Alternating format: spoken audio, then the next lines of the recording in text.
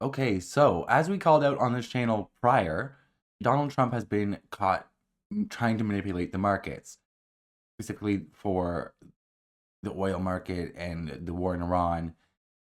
And he announced like a 5-day extension of his 48-hour ultimatum what on whether or not he was going to attack. Like he literally said you have 48 hours from this exact time.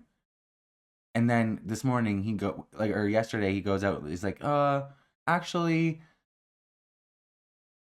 I'm going to give you 5 more days. So the markets open on Monday, and he said 5 more days until the markets close again. And almost every single escalation that's happened in this war has happened on a Friday night or Saturday morning, something like that, uh, while the markets are closed. And each and every single fucking Monday, he tries to manipulate the markets.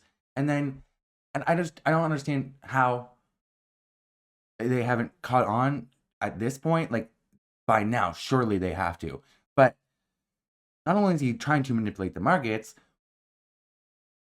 but it's very clear that there's people from his inner circle that knew he was going to make that post, that took this opportunity to do some insider trading. And this is an issue across the aisle. Like they bang the drum about Pelosi insider trading, and they're right.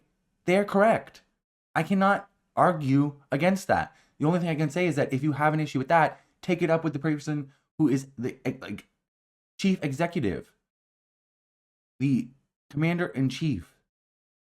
He does the most insider trading, and if he's not doing it, his fucking sons, Tweedledum and Tweedledumfuck, are doing it for him. Like I don't know, like almost every single time something has happened, there's been a fucking insider trading uh, scandal. Like, and it hasn't even gotten the amount of attention that it should because of all the fuck shit going on. I mean, when Maduro was kidnapped, there was somebody profited like I think it was like $400,000 or more. I could be wrong, but it was definitely a lot of fucking money. Like there's been so many instances, especially now with these Polymarket and Kalshi and these bullshit fucking betting. What are they called? Prediction markets, gambling on like just your life because you have to. I'm gonna get it. It's like I've heard of like gambling addicts like betting on like literally like rolling a ball. Like I don't even like looking at raindrops on a window and betting on which one they like will get to the bottom first. That is what this is to me. Like it's so depraved and it's so fucking disgusting that like so many people have no problem promoting it, especially fucking CNN, that fucking bullshit ass fucking network. Now it's gonna be even fucking worse, owned by the fucking Elsons. Jesus fuck. Honestly, let's pull up Polymarket. Okay, so what do we got? U.S. Iran ceasefire. Will crude oil hit blank by the end of March? Jesus fucking Christ. Crude oil is above. Unless it's the West Texas. Yeah. No, crude is above 90, so I don't. Um, like, it's just U.S. forces enter. You can literally bet on ground invasion of Iran, which would go horribly. Like, thousands of people would die, if not more. Will Trump visit China? Like, what? Like it used to just be shit like this, like 2026 FIFA World Cup winner. But now you can like even bet on like even with sports especially you can bet on like whether or not somebody will do a specific play. Like it's absolutely fucking disgusting. Like the level of depravity and just like predation of these prediction markets. Like it's absolutely Strait of Hormuz traffic returns to normal. Like what? What are we doing? Will the US invade Cuba?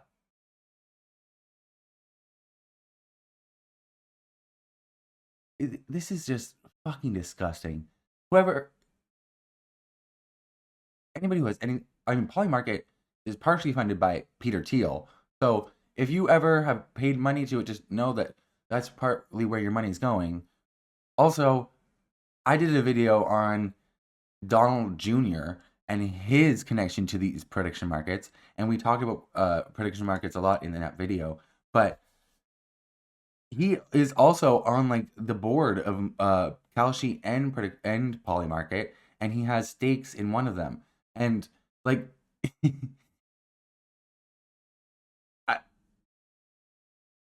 seems like a conflict of interest, but you know, fuck, I don't know. Every single fucking thing seems like a conflict of interest. I mean, Jared Kushner is out there doing foreign policy, and he's nothing. He has no title. His title within Trump's cabinet is son-in-law. That's it. Son-in-law. That's it. And Steve Witkoff is a fucking special envoy to the Middle East, whatever the fuck that means. Out there doing foreign policy. Jesus Christ. So oil traders bet $580 million minutes before Trump's Iran statement. ECB to set up scrutiny of banks' private credit exposure. I'm sure nothing will ever come of it. Oil traders bet millions minutes before Trump's Iran talks post. Hundreds of millions of dollars on oil contracts just minutes before U.S. President Donald Trump announced on Monday that the U.S. would postpone strikes against Iranian energy infrastructure. Just minutes before. I'm sure that's just a coincidence, right? You fucking kidding me? Bets on U.S. Iran ceasefire show signs of insider knowledge, say experts. So not only are they betting on, like, they're trying to manipulate the market, and, like, the stock market is fake as fuck. But, like, not only that, these people with insider knowledge are going and making bets on Polymarket. Like, it's so disgusting. Like, Jesus fuck. So CoffeeZilla did a video on this, and he's much more informed on like the economic side of things than I am, and I don't want to talk out of my ass. So we're gonna react to him, see what he has to say. The insider trading allegations are back. This time we're looking at $1.5 billion in insider trading. Or was it just luck? Did someone from this administration make a well-timed bet right before the president tweeted? Or was it just all a big coincidence? Is it more lucky trades? Now, this is a long-running story. We started with an $190 million insider trading question back when the president put tariffs on, and right before it, someone had shorted the crypto market, made millions of dollars. And once again, our question was, what did this person know? Was it just luck? And we're back to this question because with the increasing financialization of everything, increasingly geopolitical moments are more than just horrific questions of whether someone's going to get bombed or not. The new question is whether your portfolio is going to get nuked, or your position is going to get blown up, or somebody else is going to make a killing on you financially. And this is a question not only for the traditional markets. Obviously, we now have war trading on places like Polymarket. And I want to discuss it real quick before we get into the insider trading question. We're going to listen directly from the Polymarket CEO, Shane Copeland, because he kind of presents this as, oh, it's actually value we're providing to the Iranians. This is a value proposition. That was the CEO? Oh my God. What the fuck? What the fuck? Now people know whether they should, hide in their bomb shelter. When I get hit up by people in the Middle East who are saying that, hey, we're looking at Polymarket to decide whether we sleep near the bomb shelter. Like, we look at it every day, and I'm like, oh, it's really that popular over there? Like, are you kidding me? Like, do you not even know what's going on? Like, everyone's relying on this. Guys, is this a good thing? Is it a good thing we're going to gambling apps and going, am I getting bombed today?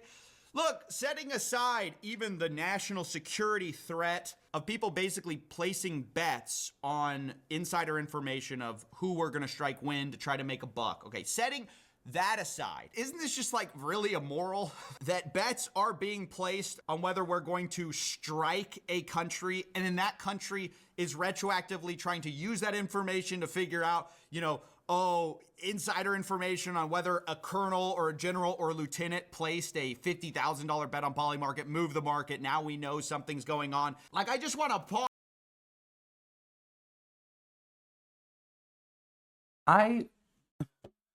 Can you for a minute imagine having to live like that? Americans are so fucking privileged. You are so fucking insulated from the wars that you start all over the fucking world. The amount of people that have been displaced because of this war is in the millions now. Like,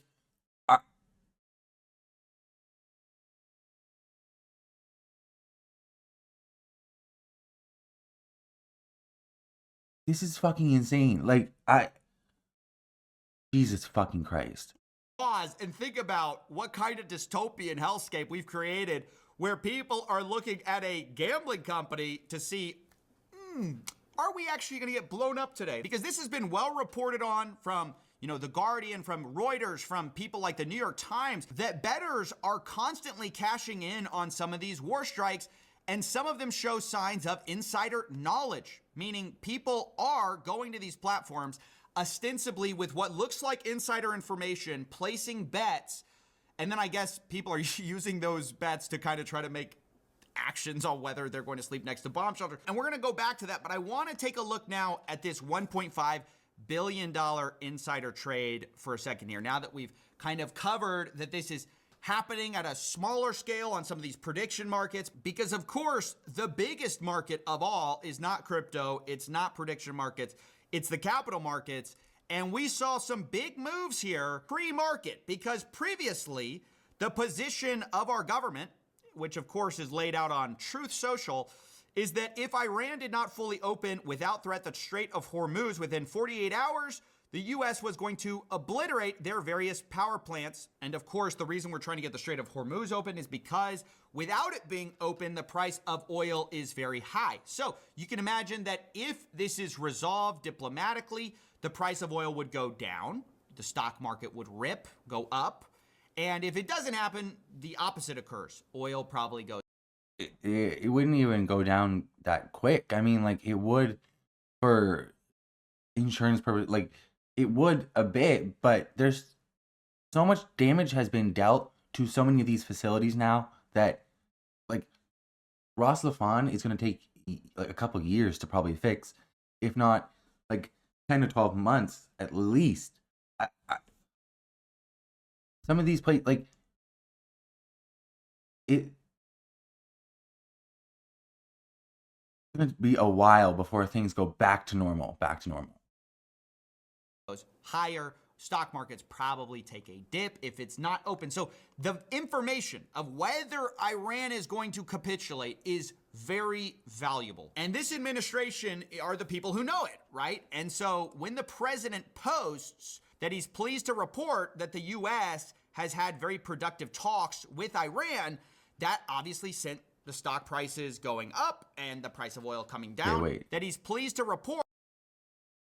I am pleased to report that the United States and America and the country of Iran have had over the last 2 days very good and productive conversations regarding a complete and total resolution of our hostilities in the Middle East. This was yesterday. Donald Trump took a 4-day weekend. He was golfing. He was on his way to golf when he tweeted this, actually, or Truth Socialed it. Which, can we please? I know I keep on saying it. Can we get some decorum? You have a letterhead. You are the president of the United States. Stop making announcements over the fucking Truth Social platform that nobody fucking uses. We have to find out from a secondary source on Twitter. Are you... Anyways. He was golfing all weekend. He took a long weekend. At his golf course. He was golfing the whole time. 4-day weekend. He was not having talks with Iran. The past 2 days, you were not anywhere near the White House. You were not, and your cabinet wasn't even with you. Like, you didn't prop up a fucking like makeshift fucking situation room in the fucking Mar-a-Lago ballroom like you did when you started the war. You literally were golfing the whole weekend. I don't understand how people are like, oh, thank God, we can believe him now. Like, at what point are you just gonna realize this motherfucker's a fucking liar? He's a con man. He's a fraud. Hello? Jesus. Earth to Wall Street. Which is like, I don't know if that call is gonna get answered. That the U.S. has had very productive talks with Iran, that obviously sent the stock prices going up and the price of oil coming down, just like predicted. But people were quick to notice that there were some traders that seemed to get in early. This is the Financial Times graph, and you can see the Trump post right there. And before both of them, you can see a little spike in trading volume 15 minutes prior. 15 minutes prior, the Financial Times reportedly found that $580 million in oil trades shorting the oil market were placed. And specifically, $1.5 billion worth of S&P 500 futures were bought. Again, this is only minutes before, about 15 minutes before Trump announced that there are peace talks with Iran, which potentially could settle this whole thing. And obviously the question is, was this all a coincidence? I mean, look, I think pretty clearly it's not. I have to hedge, of course, and say that we don't know who exactly placed these trades. This is something that the SEC, CFTC would have to investigate, which, you know, is obviously unlikely given that we just had the Enforcement Division Director resign. We just had the... It's somebody in the inner circle. Like, it's... who is actually gets to know things? Wickoff, Kushner, maybe Miller, the Sons, Tweedledum and Tweedledumfuck. Who else? Maybe the Wickoff boys, like Steve Wickoff's sons. I mean, it's a pretty small circle. Like maybe Lil Marco. Who really knows? But or they might have just, any one of those people could have gave a tip to anybody else. So it really is, you would be able to figure it out pretty quickly though. If there was any real body that would investigate this, because you know for damn sure PM Bonnie ain't doing shit, and as he's like, who's gonna stop him? The CFTC, they're busy, you know, diving into regulated betting with Polymarket and the MLB. So it seems like they have different priorities on their hands. I don't know if they're going to investigate it. Someone should, obviously. But at this moment, we don't know who placed a bet. We don't know if they were related to the Trump administration. It was someone inside. Maybe it was just someone from the Iranian side. We have no idea. Again, though, the problem is that we've had a history of these stories coming out. But there are also just more direct links that are concerning. You have this lucky investment by the president's son, who invested in a rare earth startup at a $200 million valuation, according to Joe Weisenthal. And then 3 months later, the U.S. government announced a huge loan backstop for the company. Specifically, the Commerce Department got an equity stake in the company, which obviously sends the price of it skyrocketing. The valuation goes way up. Now it's a critical part of the American portfolio. And this, of course, makes a ton of money for 1789 Capital. So when we look at these events in their totality, it's very concerning, and it obviously screams, you know, people are benefiting from insider information. That's what it suggests to, you know, I think anyone paying attention. The idea that this is just happenstance or just some smart trader in all of the cases is unlikely. Maybe one case, you know, maybe two cases. But how many times does it have to happen? Do people have to front run the president's posts by only a few minutes with very well-placed, very well-timed bets before we start to think maybe this is, you know, somebody benefiting from some insider information? And I want to be clear, that isn't just necessarily, Barron Trump sitting on his phone. I think that's what people imagine when they hear insider trading. You have to understand, this stuff is usually much more sophisticated than that. It can be someone calling a hedge fund friend they know and say, hey, I've got some intel, here's what it is. And that person then goes and places a bet and makes a ton of money. And then they, pay a kickback under the table to the person with the inside information. So I want to be clear that even if this is insider trading, it is very possible that it's someone, outside, some hedge fund placing these huge bets, because these are giant bets that are being placed.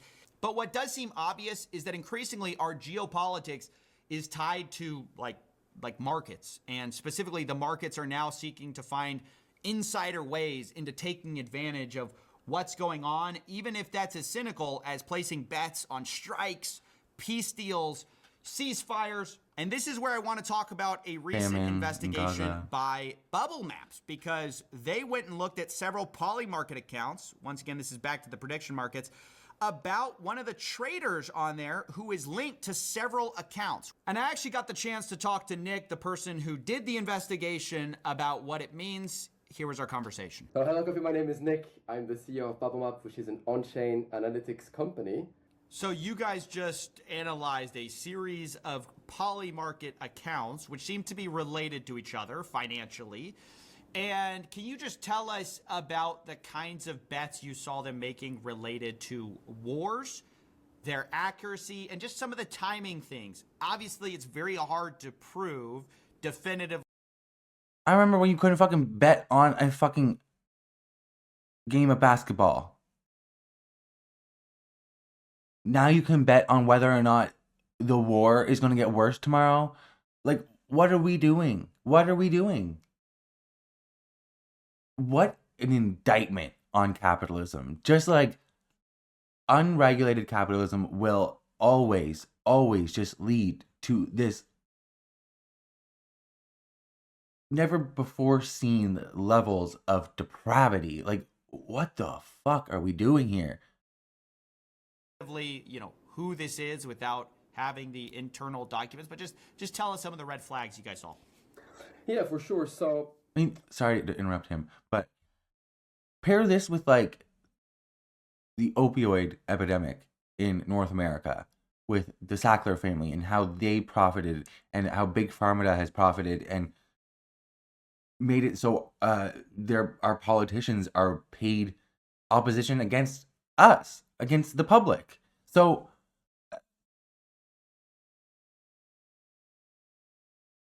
there's so many different areas of life. Like, how many times over is the government who is in place to help and protect people and consumers just going to let these big corporations and big industries just ravage the public? Like, I just don't.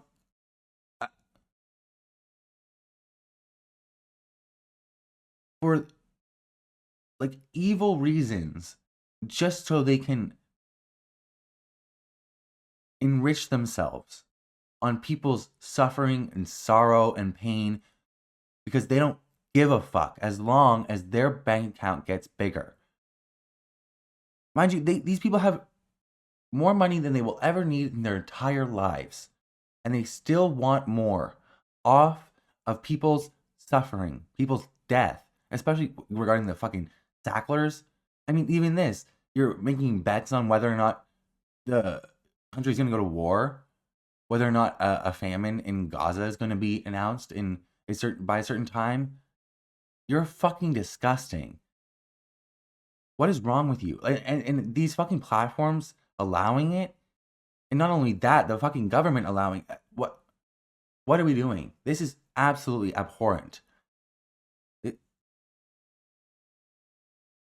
to give you some context, recently somebody got arrested in Israel for insider trading, and it was on Polymarket. And in the article, which was not fully disclosed, there was a lot of secrecy around this news. We learned that somebody that was in the military personnel of Israel was using this privileged information to do insider trading, and he got arrested. And so this inspired us to look into this in more depth. Like, was this an isolated incident, or is there more of this insiders who are benefiting from privileged military like information. And so we looked into more of this poly market war bets and war markets, and we found that in fact no, there was plenty more insiders or potential insiders. I'm going to be very careful with the wording. As you said, we're never sure, but more of these very suspected or suspicious trades that were happening on these markets. And on this particular post that we shared today, it was 7 accounts on Polymarket that were, for the most part, betting on US and Israeli military operations with a 93% success rate. Pretty good. Pretty Pretty good. good. Decent. And let's be That's clear. a huge They amount. weren't That's a huge amount. Like what? betting on events that were already like 90% going to happen. Some of their bets were on actually very unlikely events, right? At the time, the mainstream consensus was that these were unlikely events, like 80% not going to happen. They would bet the yes, or 80% going to happen. Look at the returns. The aisle to the left of his head. Right here, it says plus 464%, plus 355%.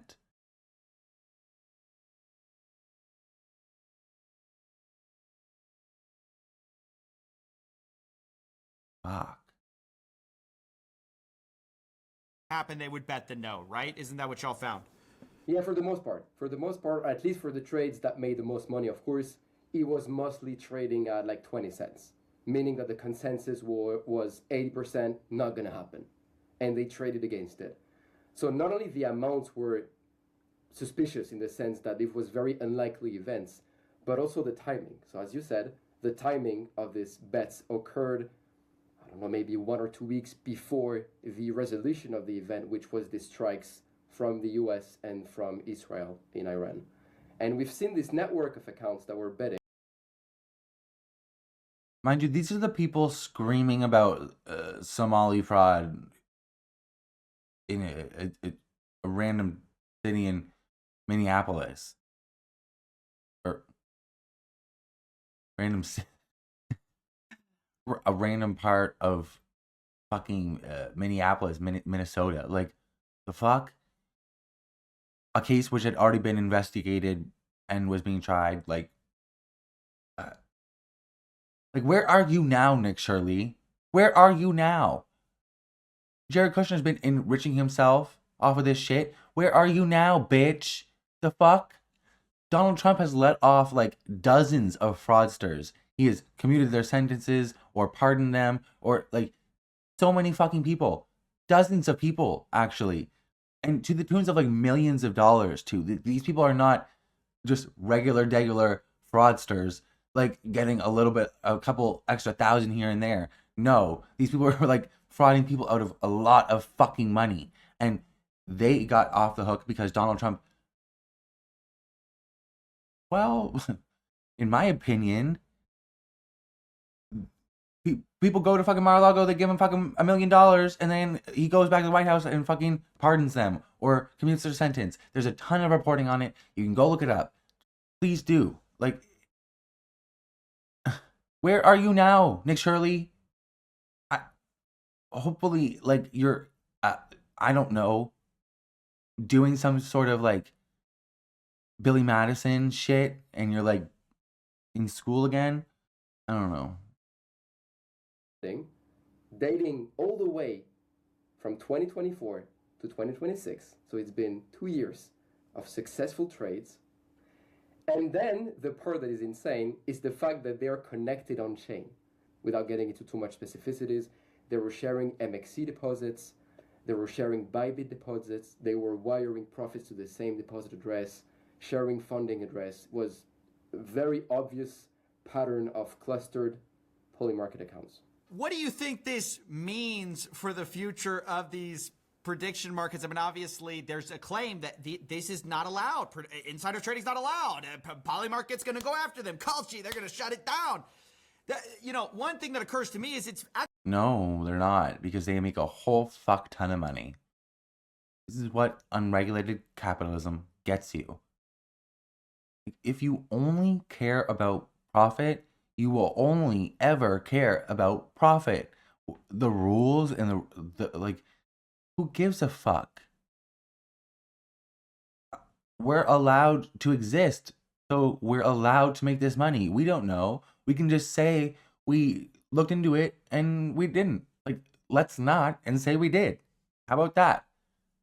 If you're like allowing companies and corporations who are designed for profit to regulate themselves, they're not going to fucking do it. Why do you think every single fucking billionaire is like, we need to get rid of the regulations? It's because they don't want to fucking have to pay for anything that will actually protect consumers. Because regulations are consumer protections. Actually very hard, even if you know the identity of the person, to prove that it's insider trading. Because, for example, yes, if they are like a lieutenant colonel in the American armed forces, yes, you can go, okay, that's obvious insider trading, right? But let's say it's the like step cousin or something who just got the intel from somebody and they insider traded it. Or just like the son-in-law of somebody. Or just like the son. Sons. That's not an official title. What, first son? That's not, you don't have security clearance. Well, you have security. You don't have clearance. You like, are you gonna know? Like, even if you're Polymarket, how can you say for sure that's insider trading? It seems to be just the fact that these markets are there is presenting the opportunity for all sorts of insider trading, that no matter how much information you have on chain or even the KYC, it's going to be very hard to prove. You know, when we talk about military insiders, most of the time people intuitively point towards like high-level government people, or like high-level general or lieutenant, as you said. But it can be anyone. It can be troops on the ground. It can be people that are fueling the jets. It can be logistics. It can be intelligence. Like, there's so many people that are involved when it's... That's true about like things like the Maduro like kidnapping, like whether or not like somebody that could have been somebody literally refueling the military plane, and it was like, gonna go fucking do it right now, just put 400,000 bet on this, and then they go off and then he makes a bunch of money. But this specific time, and every time it's around Trump's posting, you know for sure it's somebody within the inner circle, because who the fuck else would know that he's gonna post?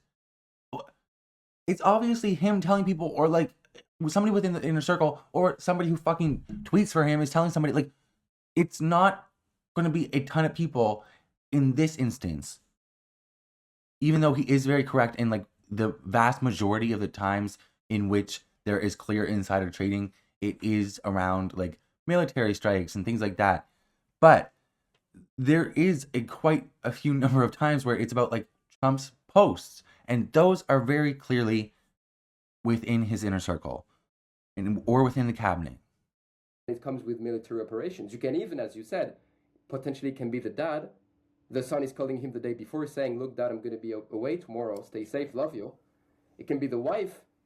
She's aware too. I mean, technically. So there are thousands of people who are aware ahead of time. So this makes it very hard to track and to know who are going to be the insiders. They can be outside of the U.S. potentially, outside of like the U.S. jurisdiction.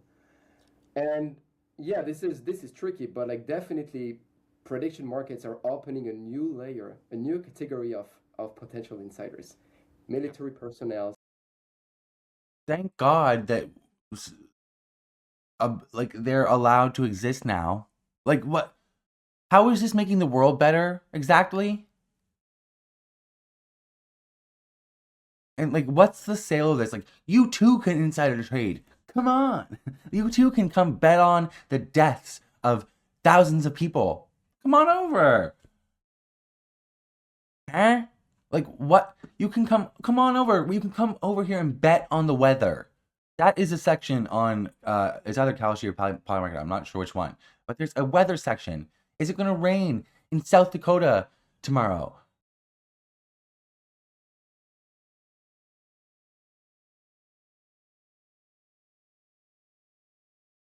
Jesus Christ, just pack up and move to Atlantic City. Like, if you're that desperate, like, figure it out, bitch. Like, what are we doing? Like, what the fuck? Big tech employees, policy maker, central bank employee, like all those people, they know information ahead of time.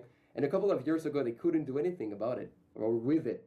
And now they can make a quick 3x anonymous. It's great. Hey, future of finance.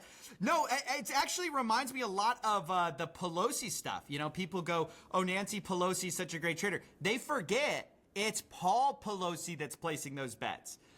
Her husband, right? And that's always been the plausible deniability of the whole thing is, well, I can't obviously trade. That is going to be up to my husband. My husband's just interested in the market, right? And that's all, of course, what you can say here too. It's like, oh man, well, of course, as an armed service member, I wouldn't trade. But my wife got really interested in poly market, you know, war betting, right? So this is the problem. I appreciate you alerting people to these accounts. Of course, you're just highlighting obviously suspicious activity. And yeah, where can people find you? At Bubble Maps on X, this is where we post our most hot topics. All right, big thanks to Nick for coming on. I found that conversation fascinating about the connected poly market accounts. You see how some of this stuff is starting to get more sophisticated with multiple accounts placing these trades. But what I'm really hoping to do here is not to just point to one specific example. Part of what I want to do is show you several examples across time, across different markets, to show the problems with these interconnected, increasingly tweet-based markets, which are so subject to manipulation. Because I think what's so frustrating for people is when anybody is talking about these things online, on TV, they're so careful to hedge that it's not insider trading in any one specific case, because of course, without the SEC's information or CFTC's information, we don't know for sure. But by presenting enough case studies, what we can know is that some kind of insider trading activity is happening. And we should all be against that. Fundamentally, anyone who is not part of the rigging, the cheating, they should be pro-investigating. They should be pro-shutting this down. Unfortunately, I don't see how that's going to happen anytime soon, because whoever's benefiting probably doesn't want this to stop. I think, though, if you are part of the SEC, if you are part of the CFTC... What are you going to do? Like, what are we going to fucking do about it? Go to fucking Donald Trump, be like, oh, this is so bad. All somebody has to do is say, hey, Mr. Trump, here's a couple mil. And he'll fold like a cheap fucking suit. See, you really do need to look at this, because you're creating a trust problem in the markets where if people believe the markets are rigged, eventually they're going to stop playing the game. Or they're going to... The market is fake. It's not real. Take this as like proof. Like it's not real. It's all fake. The markets went up and down because Donald Trump posted some shit. Like this shit is not real. Like it's so it's just theater for people on the inside to like get in on rigging it themselves. I mean, this is, I think, the downward spiral is if the only alpha is being an insider, then increasingly people are just trying to cynically profit off each other, right? Cynically try to get the insider information before the next guy. So I think it's bad all around, and I think it needs to stop. I just don't know when it will. This is late stage capitalism. Like it's getting so bad. Everything is financialized. Like everything is, you have to pay for everything. And through that you can own nothing. It's like so insane.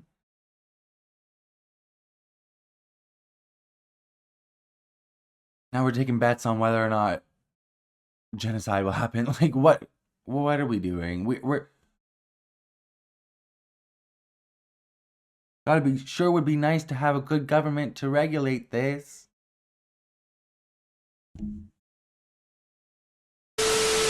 Okay, so a couple of weeks ago there was a strike or an attack that the U.S. took in conjuncture with the Ecuadorian military on drug trafficking groups in Ecuador. And this was like in the first few days of the war, and it's like they kind of just tried to like slip it under the radar and just like they've done multiple things like that. They've blown up multiple boats in the Caribbean now since the start of the war, like after already having killed like over 120 people before. And the whole justification was with that was that they were trying to like pressure Maduro into stepping down. He didn't. They kidnapped him. They still have him in custody, and they're still blowing up boats in the Caribbean. So what is the point? Anyways, and when this article came out, or like when the news came out about the strikes in Ecuador, I was going to do a video on it, and after I looked into it a lot more and everything, that all of the official stories, because there wasn't any dissenting voices at the time. All the official stories were that the U.S. had done this in conjunction with the Ecuadorian government, and it was on drug trafficking groups. I don't know. Like, I'm not going to take them at their word for it, but at the same time, if the Ecuadorian government is saying that they did it as well, like it did it in partnership with the U.S., then you get what you kind of asked for. Like, I don't like. What do you want me to do? Like, okay, you asked for it. I'm not going to advocate for you to not get bombed when you literally ask for it. So I just kind of rolled my eyes and like went like moved on. Turns out that was probably a mistake, because New York Times, they looked into it. They went and talked to the people who own the property and people in the village, and it turns out that it was a dairy farm, and Ecuador had taken the strike by themselves based on U.S. intelligence. So America had literally nothing to do with the strike except for provide the intelligence. They, like, Pete Hegseth came out and was like took credit for it immediately, but it was Ecuador who partook in like who took the actual action of striking this dairy farm, like a little dairy farm. This man's livelihood is just like demolished. U.S. said it helped bomb a drug camp. It was a dairy farm. This is where your taxpayer dollars are going. Your hard-earned money that gets taxed. This is where it goes. And like, what are we doing? Like with like U.S. What is going on with U.S. intelligence? You bombed a fucking kids' school based on old intelligence. You bombed this fucking dairy farm. This fucking father of 2 children. His whole livelihood is gone now. All of his animals are gone. Like, well, actually, I know what's going on with the fucking American intelligence. Fucking Tulsi Gabbard is a DNI. That's what's going on. Like, and Pete Kegsbreath is a fucking head of the Pentagon. What the fuck is like? No wonder. Like, I mean, those people are really not in charge. They're really just like the face of those organizations. But like, still, what is going on? This is so fucking stupid. What is the whole, like, the trigger happy nature of this fucking regime is so, like, they just want to bomb shit at every single turn. They don't give a fuck about human life. They don't care about people's livelihoods. They don't care about the cost for these foreign countries. Like, they don't care about human life. That's red flag. You're probably a sociopath. Look inward. Go to therapy, bitch. The fuck? U.S. officials released a video of a massive explosion capturing the destruction of what they said was a drug traffickers' training camp in rural Ecuador. The video was meant to show that the U.S. military, which for months has bombed boats it says are carrying drugs from South America, was now bombing narco terrorists on land. Narco terrorist is not a thing. What is that thing? What does that mean? You can be a like a drug trafficker. What is a narco terrorist? That's not a thing. They're blowing up packages of cocaine over New York, and so everybody gets high. Like, what are you talking about?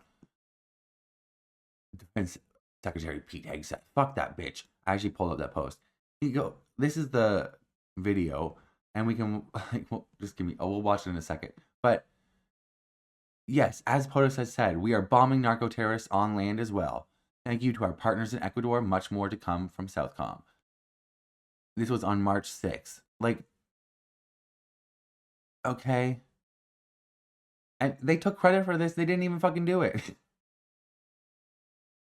But they provided all the intelligence and like where to strike. And like these are where the narco terrorists are. Go bomb them. And they did. The military strike appears to have destroyed a cattle and dairy farm, not a drug trafficking compound, according to interviews with the farm's owner. 4 of its workers, human rights lawyers, and residents and leaders in San Martin, the remote farming village in northern Ecuador where the strike took place. So this is Sean Parnell. Christ.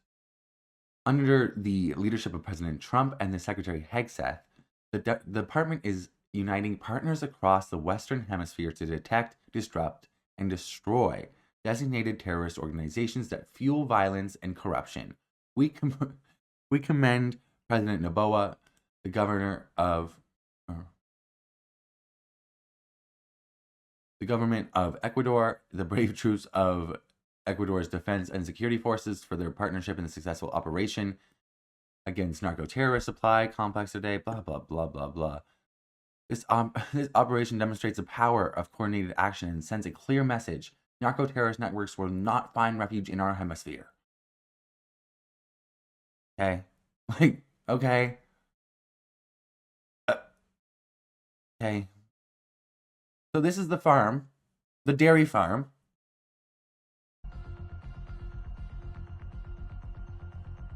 Jesus fuck.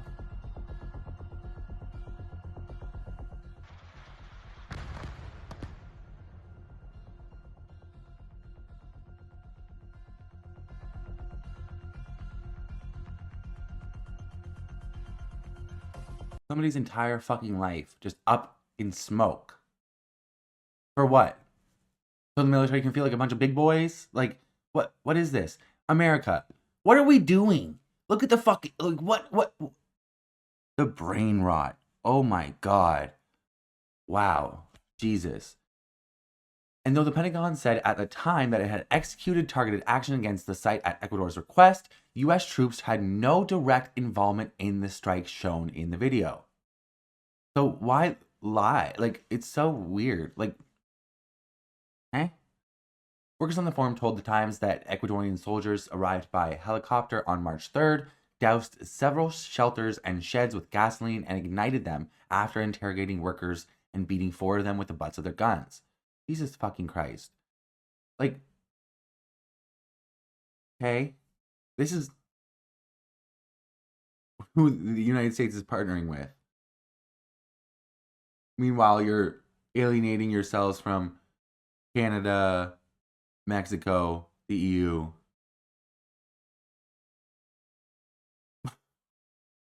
Okay.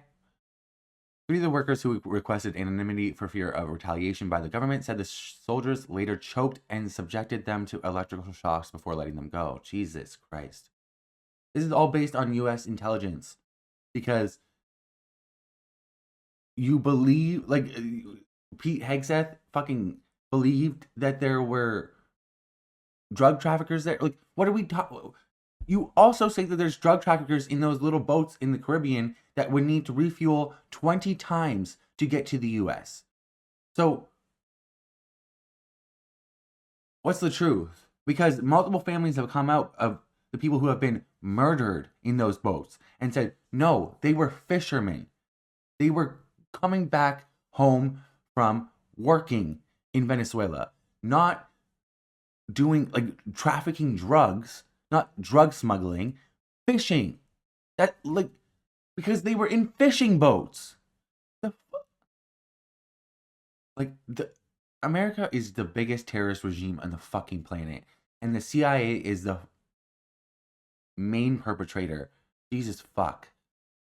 Village residents said Ecuadorian helicopters returned to the farm 3 days later, on March 6th, and appeared to drop explosives on the farm's smoldering remains. It was at that point that they said Ecuadorian soldiers recorded the footage that U.S. and Ecuadorian officials said captured the bombing of a trafficker's compound. Okay. And why? I still don't. So they're drug traffickers. What was stopping you from just going and shutting it down if there's a drug facility on location? If there's drug traffickers and you have all these soldiers who are subjecting people to torture, choking them and shocking them, like electrical shock, like clearly you have a military force that's pretty capable. Why couldn't you have just gone in and done it in a humane way? Gone in and arrested them and punished them? Why the fuck did you have to bomb them? Like, the Ecuadorian military said in a news release that the property was used by an armed group to hide weapons as a place for drug traffickers to sleep and train. Then why didn't you find any weapons? Where would they have hid the weapons? I don't see any remains of weapons. Residents said the strike was part of a broader multi-day operation by Ecuadorian soldiers who burned 2 nearby abandoned homes earlier in the week, then bombed one of them by plane. Jesus fuck. Colombian armed groups are also known to operate along Ecuador's border, where illegal mining and cocaine trading have flourished, but residents said the dairy farm and other homes the military blew up were not linked to any illicit activity. And even if they were, like I just went through, there's no need to bomb them in such a regard. Like, I don't understand what it's like taking a flamethrower to light a candle. What are we doing? This is not how like a democratic government works or functions internationally. What is this? Literally in the middle of your illegal and offensive war on another country. One of the 8 countries, this is now, what, like 9 countries you've bombed this term Donald Trump has? Like, what? Okay. Not to mention all the fucking fishing boats, over like 130 people in fishing boats, tiny little fishing boats that, like I said, would need to refuel like 20 times in order to even get to America. The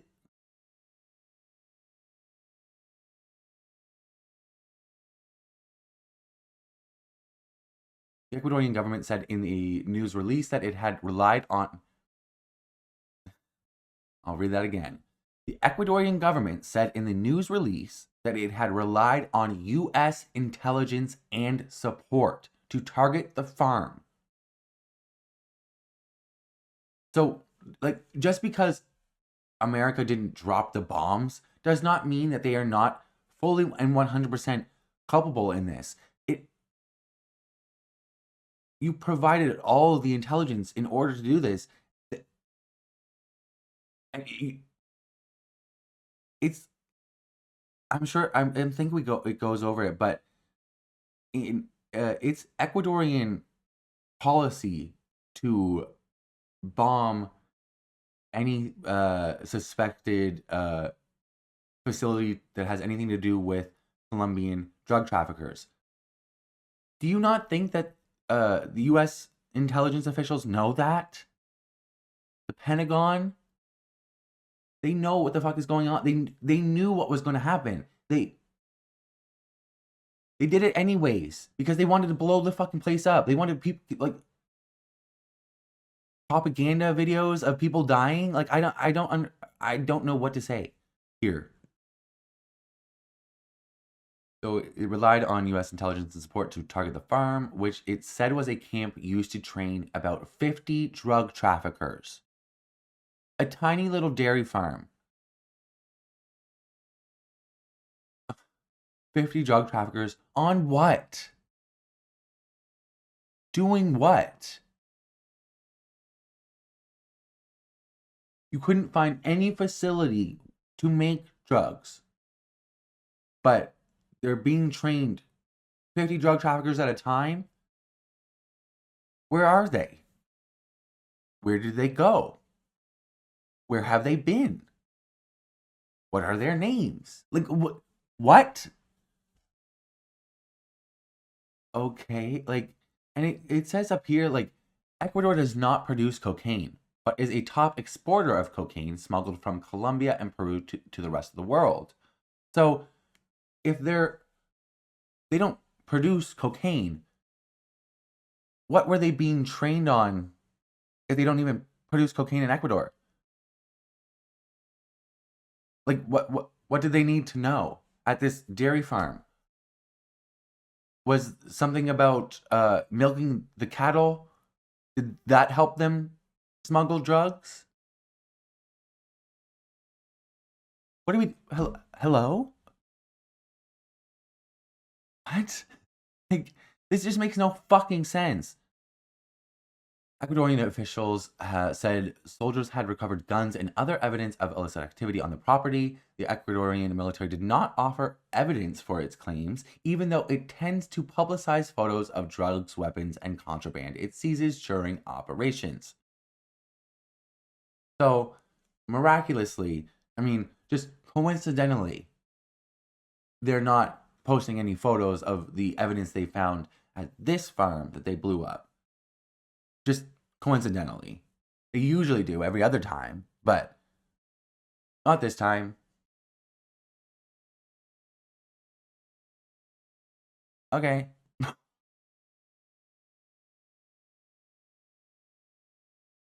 Kingsley Wilson, the Pentagon's press secretary, said said the strike on March 6th was conducted jointly with Ecuador, adding, due to Operation Security, we will not discuss specific tactics or targeting details. No. You're going to need to explain this, Kingsley. The fuck are you talking about? You're going to need to explain everything about this. We need to know exactly what your specific tactics or targeting details are. Not only on this cattle farm, this dairy farm, this man's entire livelihood up in fucking smoke. Not only that, but the dozens of hospitals that have been bombed now, not only in Iran, but also in Lebanon. Like, also the girls' school in Manab in Iran that was bombed by the US with a Tomahawk missile. How did that happen, Kingsley? Please answer. I would love to know. How did that happen? Because you're going to need to start explaining yourself. You got some explaining to do. You and Pete Kegbreath. Because what the fuck is this? You're bombing little girls' schools, elementary schools? Fishermen in little tiny boats just trying to make a living? And people's dairy farms, people's entire livelihoods. We're going to need to start discussing specific tactics, because all of your tactics are just terrorism. What I don't know what, there is no logic to this. Everything you do is fucking illogical. Two U.S. officials who requested anonymity to speak about the operation said U.S. Special Forces had provided guidance to the Ecuadorians in the raid. Just like guiding them to destroy this man's life. Like, some livestock survived the bombing of the farm, but many of the farm's chickens were killed in the attack. And you can see there's just lots of remains. Sorry.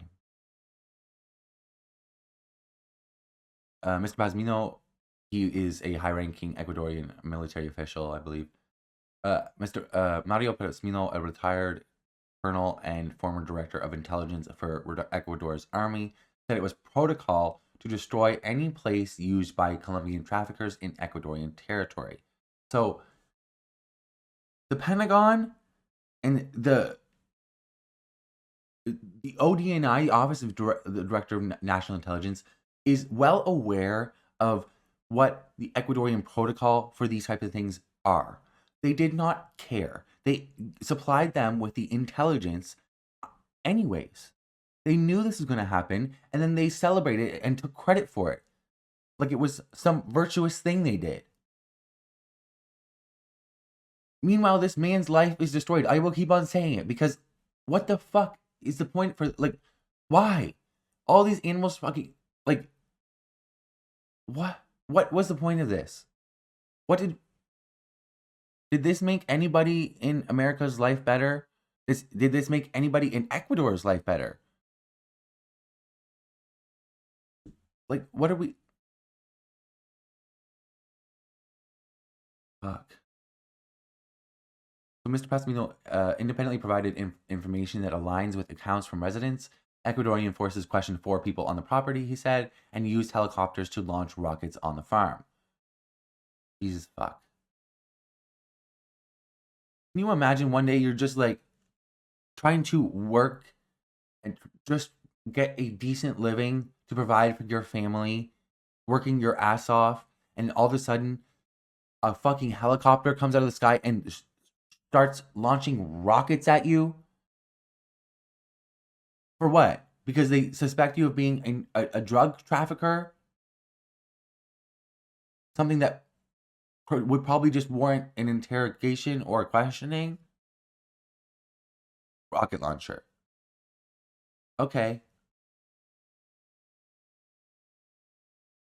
A representative for the Commandos, the drug trafficking group, told the Times in a phone interview that the group had not used the property as a camp or hideout. The dairy farm's owner, Miguel, said he bought the 350-acre farm about 6 years ago for $9,000, growing it to more than 50 cows used for milk and meat. And you might be thinking $9,000 is like a steal or cheap or not. Like, that's not true. Like, in American money, yeah, sure. In American labor wages, yeah, sure. But everything is relative. You have to be cognizant of that.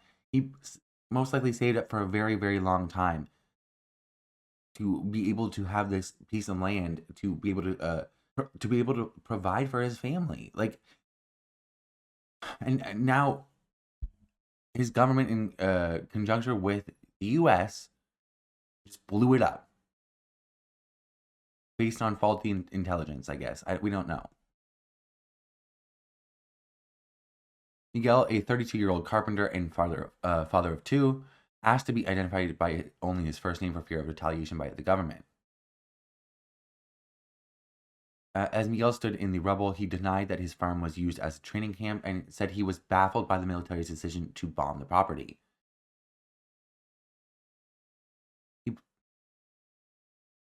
He fought back tears as he explained what was there before. 2 wooden shelters, an outpost to make cheese, sheds for his equipment. The horse paddock was spared, but the chicken coop was gone.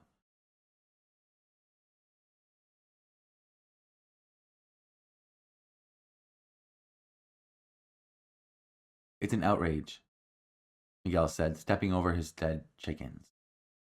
It's a lie that 50 people trained here. Where are they going to train? Out here in the open? There's no logic. Everywhere you look, there are animals. The cows I milk, the calves, the horses.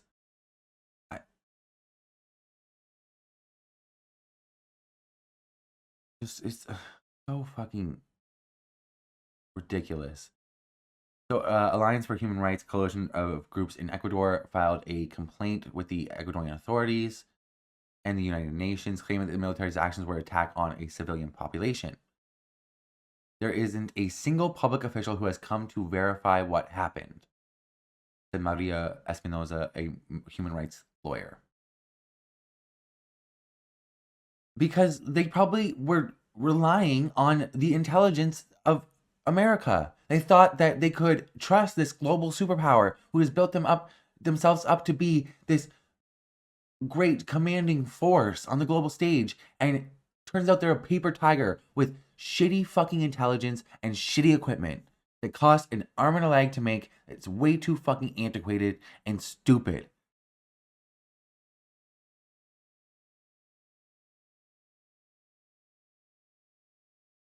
Not stupid, but like it's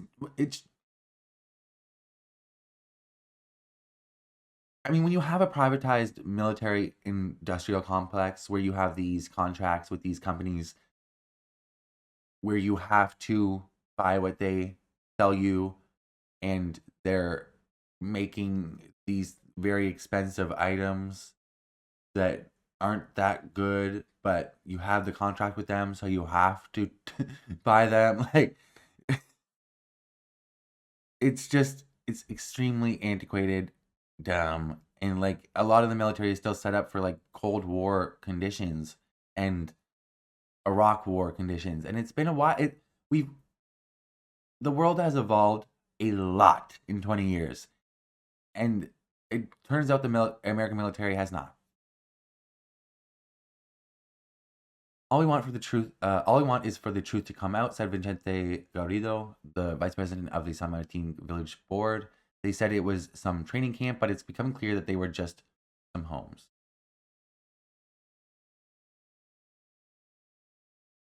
So these are the remnants of the dairy farm that was destroyed by Ecuador's military, which claimed it had been used by drug traffickers. That's kind of obfuscating the truth, because it was U.S. intelligence that said it was used by drug traffickers. Even the Secretary of War said that they are bombing narco-terrorists on land as well. Because why not? Just absolutely fucking So this is one of the farm workers who said he was detained by the Ecuadorian soldiers, and said that he said that he had been bound with a rope that cut into his skin. And not only that, they were also taken back to a military base, choked, electrocuted. They were tortured, basically, based on U.S. intelligence. That's what the Pentagon is approving of and working with in conjecture.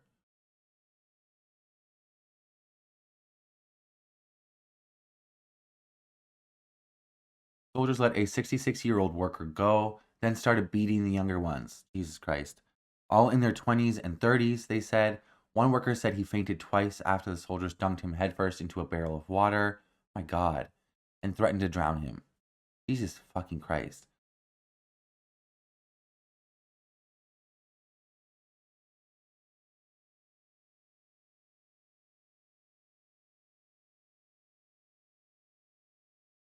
The soldiers then loaded 4 of the workers into a helicopter, poured gasoline onto homes, tool sheds, and the cheese-making building, and lit a fire. Jesus fuck. Burning down most of the farm structures, according to workers and group of residents who arrived after noticing the commotion. Ecuadorian soldiers appeared to fire 5 shots in the group's direction as Mr. Garrido... Jesus Christ. As Mr. Garrido, the village board vice president, tried to approach to seek answers, according to a video recorded by another resident.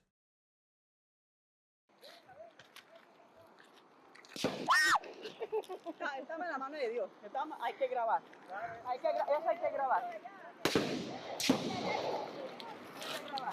Mire. Christ. The farm workers said they were flown to what they believe was a military base about 20 minutes away. There they said the soldiers choked them with their own shirts and shocked them with the stun guns.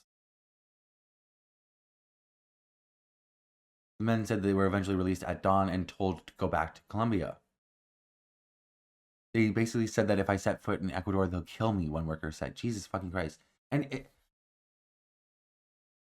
might be simple. You might think it's just like simple. Okay, we'll just like stay in Colombia.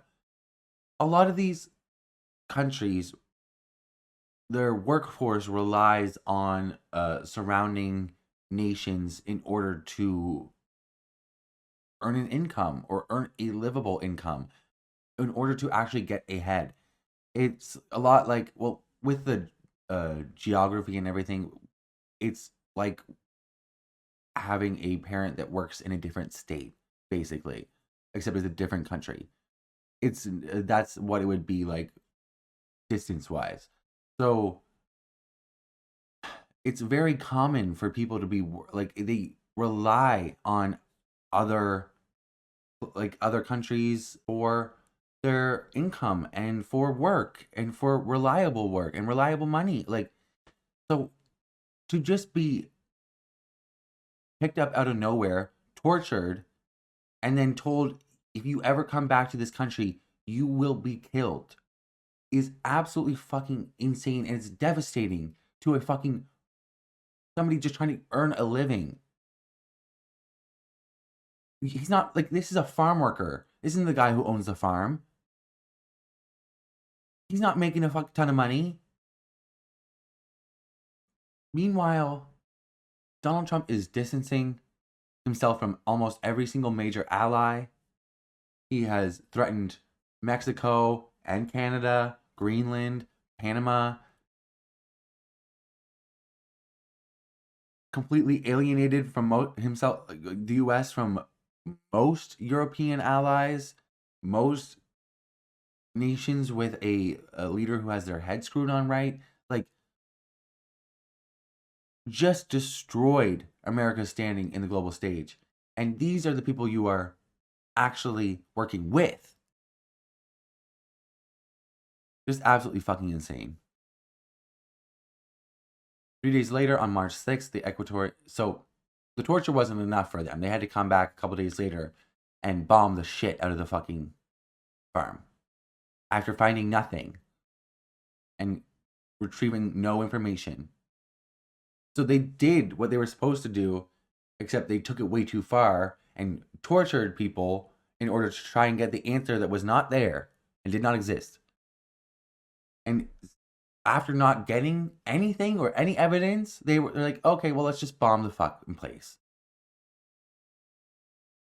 The Ecuadorian military appeared 3 days later in helicopters. Residents said they dropped at least 2 explosives on the farm's smoldering remains, according to videos the Ecuadorian and U.S. militaries uploaded to social media.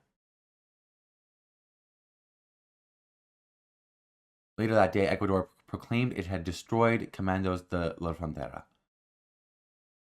Which, no, you don't. And there's some speculation in Ecuador going on that, like, the government was trying to do this in order to drum up support for them in the elections. But I don't... What a dumb fucking move that would be. If that's true, I don't know. Like, you can't erase the U.S. from the culpability of this. Like, it was done in conjuncture with the U.S. Ecuadorian military would not have had the coordinates or any of the fucking information, the intelligence, without the US giving it to them. The ones who have been trigger happy and bomb happy to fucking kill civilians all over the fucking world at this point.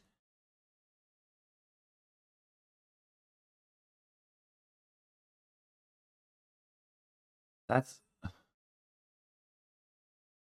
So the bombing of the abandoned homes upriver from the farm left behind large craters. And, like, all of this is going on. This happened a few days after Donald Trump started an illegal and offensive war on Iran. Committed war crimes, bombing an elementary school, medical facilities, and then going and saying, "Oh yeah, let's just bomb Ecuador. Let's give them information so they can bomb them." For what? Like, for what? For what? For what? What did you get out of this? How is this helping the American public? How is this even helping Ecuador? This man's fucking entire life is destroyed. How did that help Ecuador? How did that help the American public? How is the war in Iran helping the American public? How is giving a blank check to Benjamin Netanyahu helping the American public? How is funding 73% of the world's dictatorships helping anybody?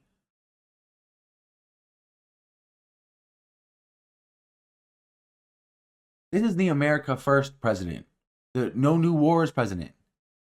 He has bombed Syria, Nigeria, Somalia, Iran, Yemen, Venezuela, boats from Colombia, Trinidad and Tobago, Ecuador. Started war with Iran twice, and this is all in his second term alone. He has threatened to invade Panama, Greenland, Canada, Mexico. He is a fucking insane Nazi fascist. And if you cannot see it at this point, you are willfully ignorant and blind. There's no other fucking option here. This dude is a fascist, warmonger freak, a troglodyte with low IQ, a full face of bad makeup, wearing a diaper, tits down to his waist. But he still is a warmongering fascist to the worst that we have ever seen in our lifetimes. And you need to wake up to the fact that this motherfucker is a fucking Nazi. That is just the truth. Like, there's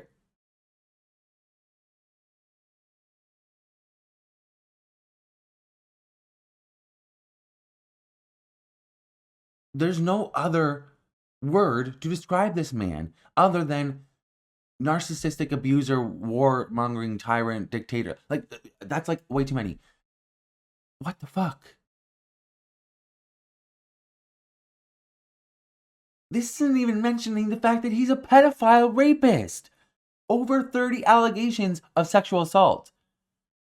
Said on fucking Howard Stern. Youngest he would go is 12. Talked about his daughter's sex life on multiple occasions.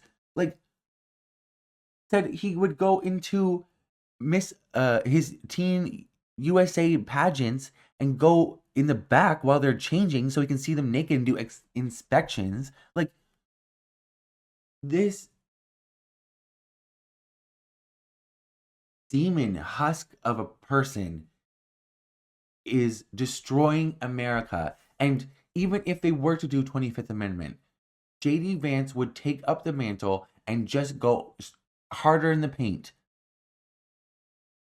Because that motherfucker is a political prostitute bought and paid for by Peter Thiel.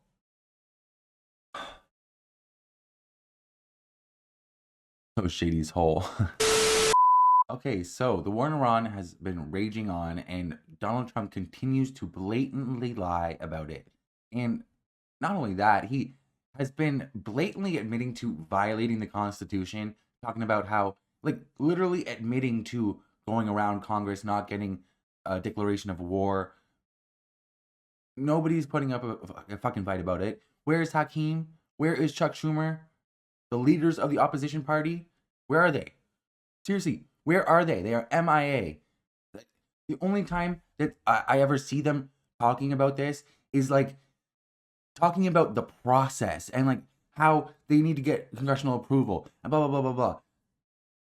The real answer here is that they want the war to continue. Like, trust and believe, Chuck Schumer and Hakeem Jeffries, who have taken millions upon millions of dollars from AIPAC, do not want this war to end at all. They don't. I honestly don't know what Hakeem Jeffries believes. He is a prostitute to the nth degree. Like, I seriously don't understand what he stands for other than his bank account and therefore, and by that, Israel. Like, I don't know.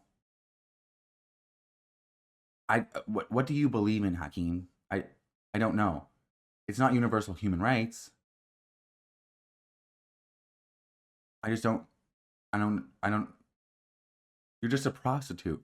Chuck Schumer, I do believe he is actually like a zealot. Like, he believes and is going to fight until his dying day for Israel. You heard him in the fucking.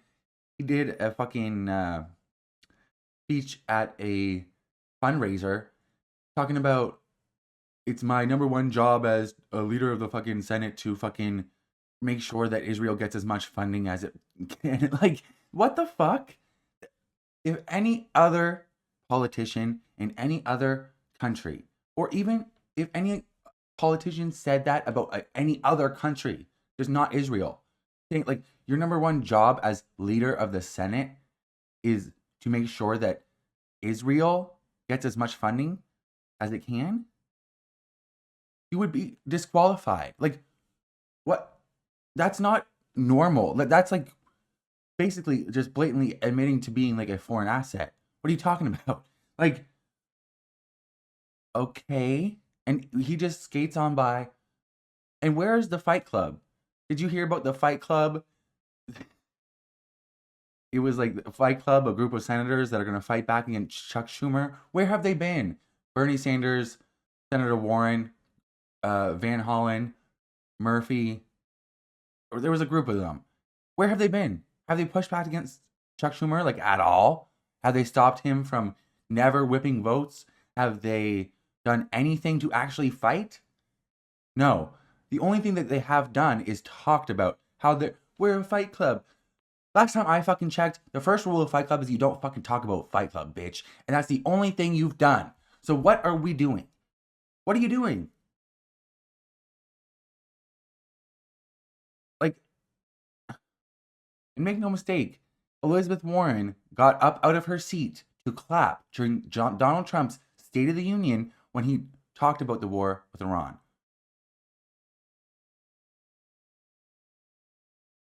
So let's get into it. We have a lot to get into, and you can already tell I'm fucking pissed. Jesus fuck. U.S. is set to deploy airborne troops amid Trump claims of very good Iran talks.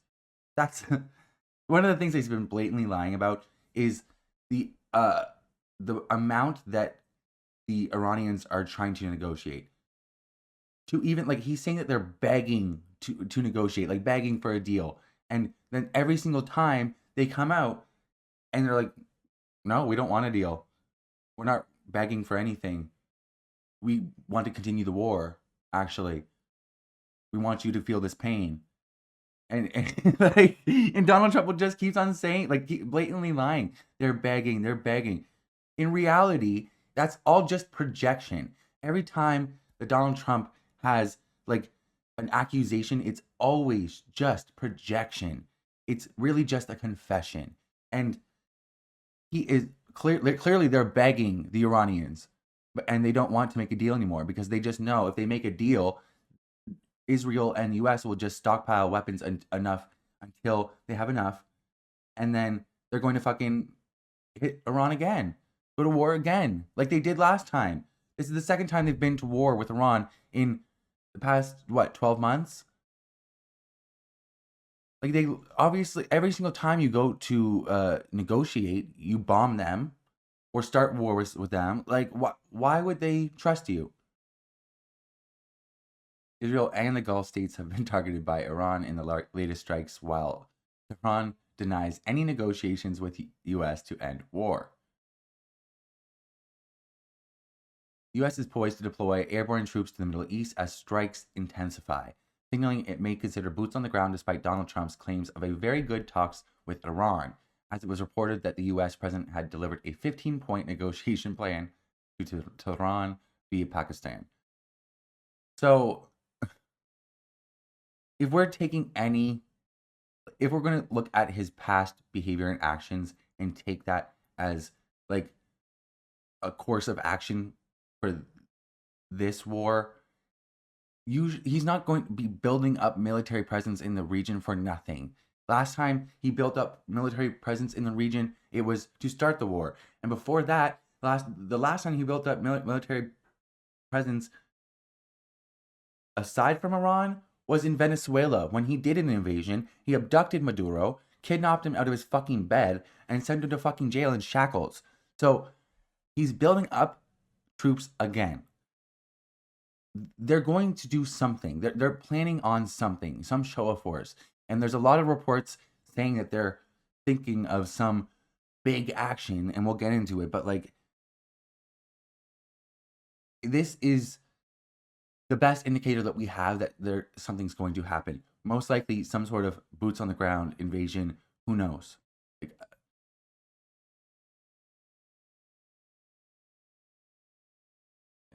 so Trump goons float desperate plan to declare Iran victory. Desperate is the word of the war. That is the desperation reeking off of the American military is absolutely just insane. And the resilience of the Iranians, again, insane. As the Trump administration looks for an exit ramp from its war in Iran, some U.S. officials are floating a crazy way to wrap it up. God. God. There are no guardrails to this administration, to this Trump regime. There's no adult in the room. It's crazy. The administration believes that a huge show of force to conclude the war could give the U.S. more leverage in peace talks. Are you dumb? Every single time you've escalated, they've done tit for tat escalation horizontally. Like, it's you. What makes you think that that would work? That's some dumb shit. What? We keep on hitting them and they're not giving up. Maybe we should hit them really hard.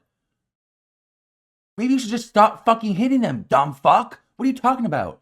Hello? Could also just allow the Trump administration to simply declare victory and move on from the deadly war. Jesus Christ.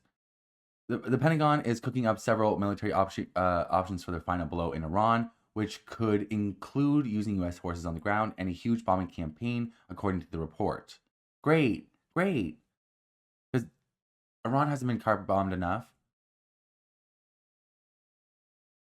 And if the Trump, it could also allow the Trump administration to simply declare victory and move on from the deadly war. They should just declare victory and move on and try and pull out. It's too late. Pandora's box has been opened. Iran is not going to let you get out of this war without getting a sure thing that you will not attack them, and you're going to. They gave a list of demands because Donald Trump keeps on saying get serious about negotiating peace talks, blah blah blah blah blah. Meanwhile, they keep on killing everybody that tries to negotiate. And so they said, okay, you want us to be serious? Here's our demands. And they gave a list of demands. And they're just continuing the bombing campaigns.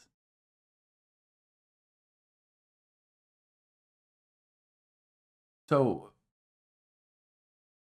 even if Donald Trump tries to get out of this without getting a deal with Iran, it's too late. They're not going to, they will not stop unless they get their demands, which Donald Trump is probably not going to give into, or they make the U.S. feel such a pain that they learn the lesson. And that is far from happening. That's they got a lot of fight left in them. And it'll be a while yet before that actually happens.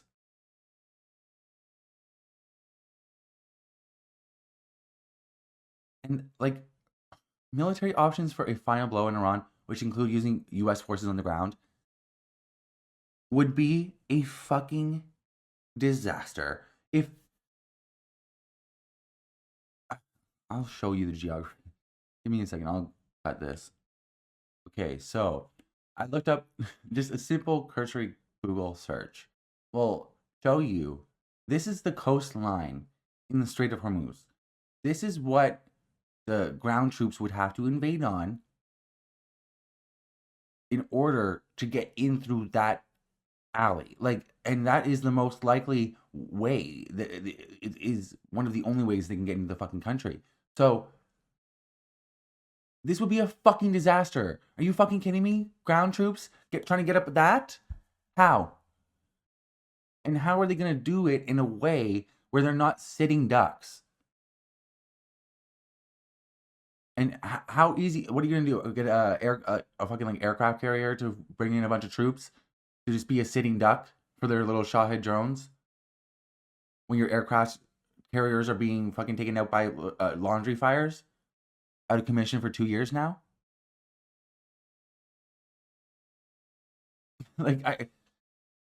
Please inform me how like the troops will do well getting up that coast. It's just untenable. It's just not for ground warfare. That is just I and it would be one, it's extremely hard to even traverse that terrain. And then two, it would be like extremely stupid to make yourself a sitting duck. It's just dumb. And even if they were to overtake, like they've been talking about overtaking Karg Island. Karg Island is a little tiny island off of Iran that they control, full of oil facilities. If the US tries to take control of that to the point where Iranians will not be able to use it and have no profit off of it, then what's stopping them from just blowing it up? Because that's exactly what they'll do. A tiny little island full of oil facilities, they're not going to let you fucking profit off the oil. Why would they? Just blow it the fuck up. And thousands of troops would die. And it would be a big fucking explosion. It would be an extremely idiotic idea. It would, like, catastrophic. Thousands of troops would die. And the worst part of it is that they would probably use that as a further reason to invade more. Like, they would just keep on bombing and keep the war going and try and be like, look what they did. Look what they did. Also, like, it's right by Iran. They don't need to use drones. They don't need to use long distance weaponry that they don't have much of. It's right off the coast. Again, making yourself a sitting duck. Yeah, you can take it, but can you keep it? No, not at all. It would be extremely stupid. Just a dumb fucking idea. Some ideas include invading or blockading Karg Island, which is Iran's largest oil export hub, or invading the island of Iraq, which has helped Iran control the strait. The administration is also considering blocking ships exporting Iranian oil on the eastern side of the Strait of Hormuz. Good luck. This type of escalation will become more likely if no progress is made in diplomatic talks or if the Strait of Hormuz remains closed to cargo ships, according to the reports. White House Press Secretary Caroline Leavitt, Jesus Christ, said on Wednesday that the president is prepared to strike harder than ever if a deal cannot be reached. Great. So prepare for more people to die, more American troops, more civilians in Iran, for oil prices to keep on going up. Like, the economy still is not even really feeling the brunt of this yet because of the oil reserves, because of what was already on the shipways. Like, there is like a delay in how bad it's going to get, and it's just going to keep getting worse. So, Jesus Christ, every single time you go to the pump, just remember that this is because Donald Trump started a war for no reason, illegally, offensively, because Israel wanted him to. The president doesn't bluff, and he is ready to unleash hell. Jesus Christ. Iran shouldn't miscalculate again. What did they miscalculate with? By all of the reporting, it seems that you were the ones who miscalculated. You were severely unprepared for this war. Not the Iranians. They were prepared. They've been preparing for years. Any violence beyond this point will be because of the Iranian regime refuses to come to a deal. Really? Because Israel has been carpet bombing Tehran. They've gotten more aggressive the past couple days because they don't want peace deals to happen. Why don't you take it up with the person who actually threw the first punch? Attacked first. It was Israel. and only followed up by the US because you thought your bases in the region would get attacked, blah, blah, blah, blah. Why do you have so many why do you have so many fucking bases in the fucking region then? Get your fucking bases out of the region. You don't need them there. What the fuck does the Middle East have to do with the security of America? Hello? Why do you have 800 bases all around the world? 800 plus. Who is that benefiting? Like, seriously. So even more reporting, Pentagon prepares for a massive final blow on Iran that could include ground troops and bombing campaign. Great. Because the death toll hasn't been enough already. 13 service members have died from America. I think the death toll in Iran is above 1,400. In Lebanon, it is now above 1,100. For what? Like, for what? What have you achieved? What was the goal other than death and destruction? Trump could choose from 4 proposals, including use of troops on the ground and possible invasion of Karg Island, a vital component of Iran's oil network. In the 4 proposals being drawn up for Trump by the Pentagon, the president could purportedly choose to invade or blockade Karg Island, which would be a disaster, invade the island of Larak, which helps Iran to control the Strait of Hormuz, seize the island of Abu Musa, and 2 Iranian-controlled smaller islands, which are also located near the strait, or block and seize ships exporting Iranian oil, U.S. officials with knowledge of the plans told Axios. So, again, almost every single option, you're just turning yourself into a sitting duck, especially with Karg Island, where they have so much of their profit and oil industry. I think 90% of their oil industry is wrapped up in that tiny little island. They're not just gonna. Obviously, they're not going to let America have it if they can't. They're just be like, okay, well, if we can't have it, nobody can. Ostensibly, but it's also a factor with every other island. Like, if they have boots on the ground and they have troops in the area, like,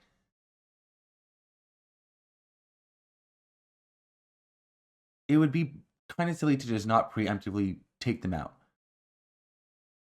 You've already killed the entire half the fucking Iranian regime, over 1,400 of the fucking civilians. Tehran has been fucking basically demolished in a lot of different parts. Like, causing a regional war. It's just, they don't have anything to lose at this point. America does. Plans for ground operations to secure enriched uranium within Iran's nuclear facilities have also been prepared by the U.S. military, along with alternative proposal to carry out a large-scale airstrike on the facilities that would not require boots on the ground, according to the outlet. This is such a stupid thing. Like,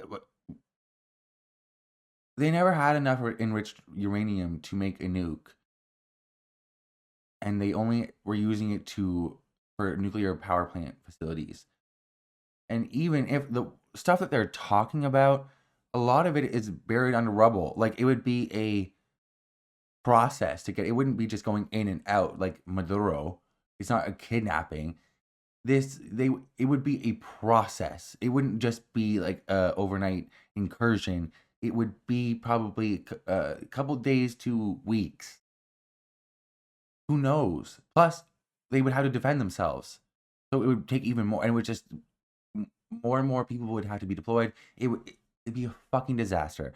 Anything, it would be just a disaster. There is no good plan of action here. There is no smart plan of action to escalate this war. Escalating this war is extremely, even getting into the war, extremely fucking stupid. But that's all they want to do. They don't want to get, like, it's absolutely fucking insane. Trump appeared frustrated in a Truth Social post Thursday and branded Iranian negotiators very different and strange. Look in a mirror, ho. Have you seen yourself? Have you looked in a mirror? Face full of poorly done makeup. Hair looks like cotton candy. It's always a mess. You're fucking rotting from the inside out. Your tits are down to your waist. You look like shit all the time. Hammered dog shit. You are a narcissist, a malignant narcissist, sociopathic monster. The other day, you literally made a Pearl Harbor joke in front of the fucking prime minister.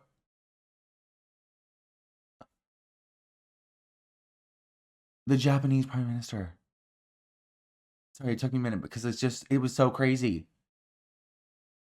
You are the strange one. You are extremely very different. When we look at the long line of American presidents, there has not been quite a strange duck like you, bitch. You are weird. Weird as fuck. You pedophile, rapist, Nazi, fascist weirdo. Fuck you. What? He says they are begging us to make a deal. Okay. Which they should be doing since they have been militarily obliterated. So, if that's true, why do you need to continue the war? Keep on doing a show of force? Like, if they're begging to make a deal, why are you saying they should be doing it? Like, oh my god. Which they should be doing with zero chance of comeback, and yet they publicly state that they are only looking at a proposal. Wrong. Trump fumed. They better get serious soon before it is too late, because once that happens, there's no turning back and it won't be pretty. Girl. And their response to that was basically just they give it like a list of like 5 demands, and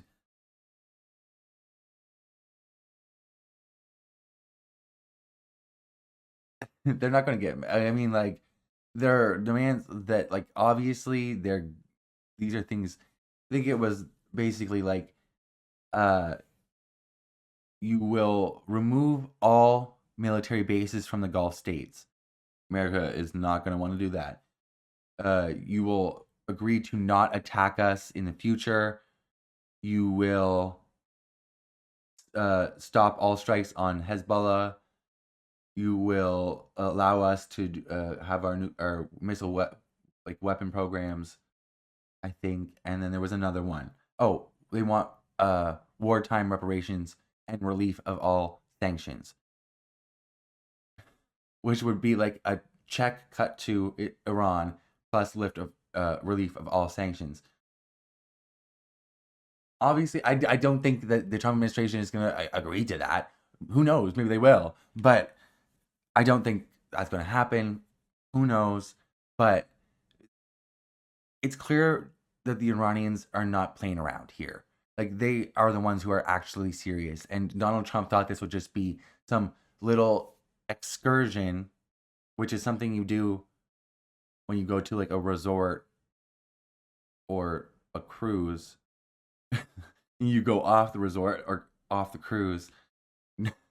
What he means to say is an incursion. But he thought this would be like a couple-day thing, like Maduro was. He could watch it on his TV. It would be like a movie. No, bitch. All of your intelligence told you that wouldn't be the fucking case, and yet you decided to ignore them and listen to Bibi Netanyahu and Lindsey Graham. Those people have their heads screwed on great, and they're not very different and strange. Like, what the fuck? In the coming days and weeks, thousands more U.S. troops are anticipated to arrive in the Middle East. The Pentagon confirmed to the Independent Wednesday that some elements of the 82nd Airborne Division, some division enablers, and the 1st Brigade combat team will be deploying to the region. Which, like I said, if we're looking at past behavior, establishing a pattern, that means that there is going to be some sort of action. He's not going to build up military presence in the region for no reason. That's something he has yet to do for no reason. So the New York Times did a graphic basically showing all of the countries that have been involved in the war. And so the yellow dots are direct conflict. The orange dots are territory struck. Red dots are military assets targeted. Purple is deployed forces. And then gray is other involvement. So you can see the yellow dots right here, the direct conflict, US, Iran, Israel. And then the orange dots all around, that like the first circle around those yellow, those are all the places that have been struck. Jesus fucking Christ. That's a lot. And it's probably just going to keep on fucking growing. It's Azerbaijan, Oman, Bahrain, Iraq, Jordan, Kuwait, Qatar, Saudi Arabia, UAE, Turkey, Lebanon. It's just a fucking insane, like, and then the red dots are people who have military assets targeted. And then look at the purple one. Jesus Christ. Those are the people who have deployed forces, mostly being India, apparently. Okay. Didn't know. And then you still see Ukraine, Pakistan, Greece, Germany. It's just insane. Like, what the fuck? This is quickly evolving into just a global war, if it's not already. Like,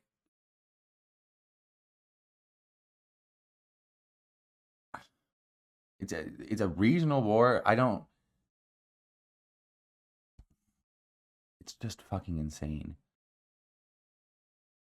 So Trump, oh my God.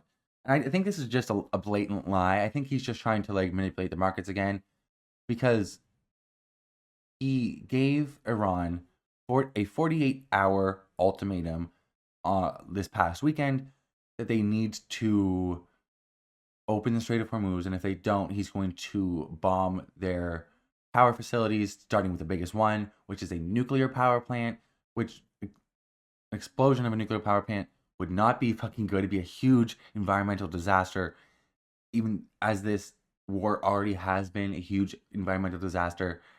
It would make it so much fucking worse. And the possibilities of like radiation and like cancer and for people surrounding it would just be a fucking disaster. And once that 48 hours was about to be up before the markets opened, he put out a tweet saying, okay, I'm going to extend it for 5 days. So on Monday morning before the markets opened, he said, I'm extending it for another 5 days to Friday, when the markets close. So he was trying to manipulate the markets. It worked because they're dumb fucks. And now it's Thursday, and he's saying, oh, I'm going to be extending the deadline for another 10 days, which I call bullshit. I think he's going to do something tomorrow night. I just believe it. He's done, him or Israel, mainly the US, have escalated or even started the war every single fucking Friday night. Like Friday night around like 2 a.m., there's always something around, like always. That's exactly when the war started, from Mar-a-Lago. Which is so fucking... Can we get some decorum, some professionalism, please? From the President of the United States? He should be in the Situation Room. Not in his fucking country club with some curtains hung up. So Donald Trump has extended his deadline for Iran to open the Strait of Hormuz by 10 days to the 6th of April, saying talks are going very well. They're not. The president made the statement on Thursday in a social media post. Can we stop doing foreign policy over social media? Again, I'm going to say, decorum, please. Professionalism. Fucking hell. As per Iranian government request, please let the statement serve to represent that I am pausing the period of energy plant destruction by 10 days to Monday, April 6, 2026 at 8 p.m. Eastern Time. Trump said on his Truth Social platform. Great. Later, Trump told Fox News, I gave them a 10-day period. They asked for 7. So he's even blatantly admitting just giving them more than they're asking for. Okay. And I don't even think this is true. I don't even think he's not going... I feel like he's probably going to escalate in some fashion tomorrow night. I just do. If not tomorrow, then probably Saturday night. And I'll be glad if I'm wrong. Like, I hope I'm wrong. He also to continue to declare victory in the war, adding, in a certain sense, we've already won. What does that mean? You're building up military presence in the region, talking about having to do a big final blow or like do something like an airstrike, boots on the ground, which none of which will go well, and they'll just continue to escalate horizontally. Like, you have not won shit. You actually have been losing the war by all accounts. And from everybody can see with their eyes that you're not doing well. We can see all the videos of the THAAD interceptors failing. We can see the fucking videos of these little tiny, less than $50,000 drones being striking all of military bases, fucking ships, everything. Like, we've seen so much destruction, and it's not gonna fucking stop. You have not fucking won anything. You've been greatly fucking embarrassed, actually. So Trump is weighing sending another 10,000 ground troops to the Middle East. Another 10,000 people. I've seen figures and like estimates of the amount of people that are deployed right now, and it's like 50,000, which that's not all soldiers. There's a lot of people in the military that do not fight or are not there for combat. There's a lot of medical personnel, and not only that, they have a lot of mechanics in the military. They also have a lot of like engineers and like support personnel that don't have anything to do with fighting. There's also a lot of sailors. So it's not all just ground troops, and it's not just people who are there to fight or there for combat, but that's still a fuck ton of people. And they're all subject to attack right now. So it's just like, my God. The Pentagon is looking at sending up to 10,000 additional ground troops to the Middle East to give President Trump more military options, even as he weighs peace talks with Tehran. Department of Defense officials with knowledge of the planning said. The force, which would likely include infantry and armored vehicles, would be added to the roughly 5,000 Marines and the thousands of paratroopers from the 82nd Airborne Division who have already been ordered to the region. It is unclear whether or where precisely forces will go in the Middle East, but they will likely be within striking distance of Iran and Karg Island, a crucial oil export hub off Iran's coast. So they're just going to be sitting ducks. They're going to be in range of all of their weaponry and subject to the worst attacks because the military is just, the troops are just fodder. Like, the American elite always fucking treat the troops like fucking cannon fodder. That's all they are. Draft dodgers, mind you. George Bush, Donald Trump, even Dick Cheney, draft dodgers. But they will send your sons and daughters to war without a second thought.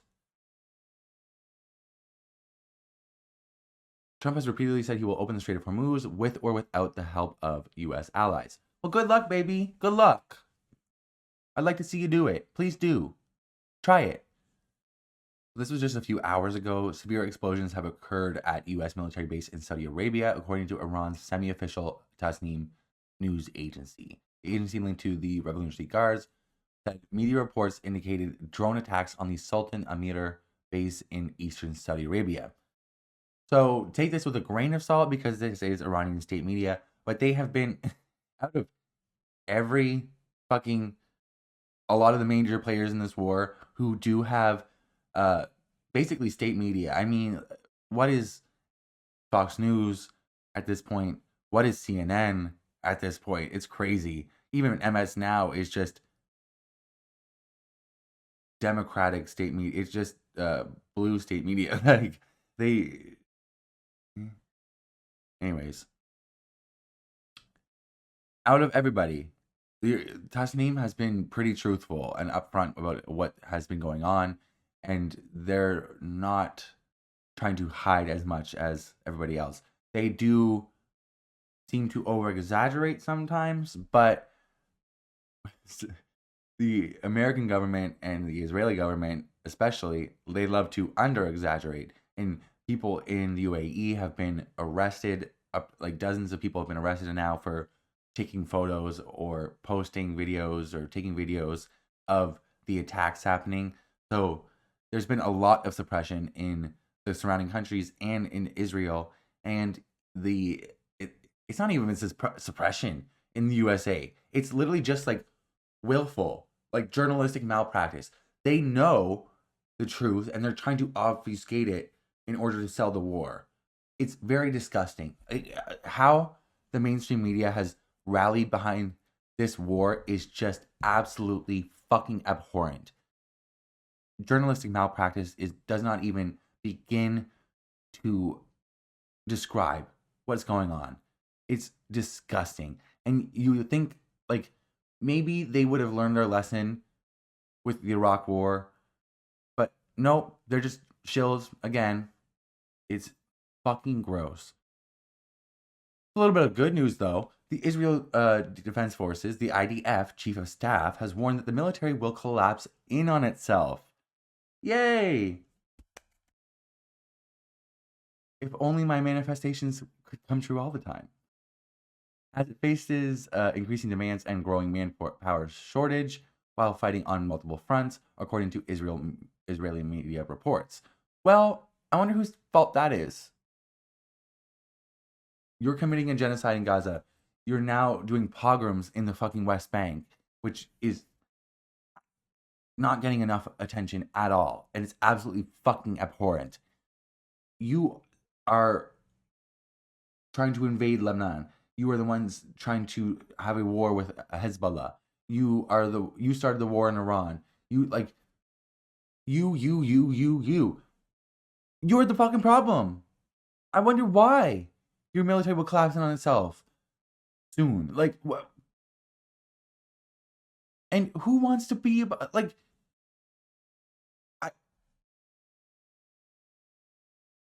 Who wants to go back to the military? Like, if you don't know, Israel has mandatory conscription, or conscription, whatever it's called.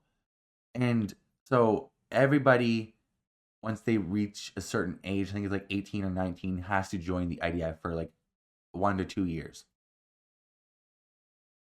There is a lot of people who do conscientiously object or have a religious reason to not. Like the Orthodox Jewish community in Israel are exempt from IDF, serving in the IDF. And if you are a conscientious objector, then you go to jail for a few months at least. And who wants to go back? Like, once you serve and do your time, it's like, why would you want to go back unless you really, really are just a sociopath and you love to kill brown people? I don't even like it. So no wonder, like, it's just like you kind of you sow your oats, bitch. You get what you foster. I am raising 10 red flags before you, General Eyal Zamir reportedly told ministers at an Israeli Security Cabinet meeting on Thursday night, according to Israel's Channel 13 News. He also said the IDF now needs a conscription law, a reserve duty law, and a law to extend mandatory service. Before long, the IDF will not be ready for its routine missions, and the reserve system will not hold. So, like, could you imagine every single young person right now, every single person in America every single person in America that is 18, 19 years old, a fuck ton of people, if every single one of them was in the military, they still don't have enough. Crazy. Zamir has issued similar warnings in recent months. The Time of Israel reported in January he sent a pointed letter to Prime Minister Benjamin Netanyahu and other senior officials, warning that the shortage of soldiers could harm military readiness in the very near future. Well, good luck with that, he said sarcastically. The Times quoted opposition leader Yair Lapid as warning on Thursday that Israel was facing another security disaster, saying the government is sending the army into a multi-front war without a strategy, without sufficient resources, and with too few soldiers.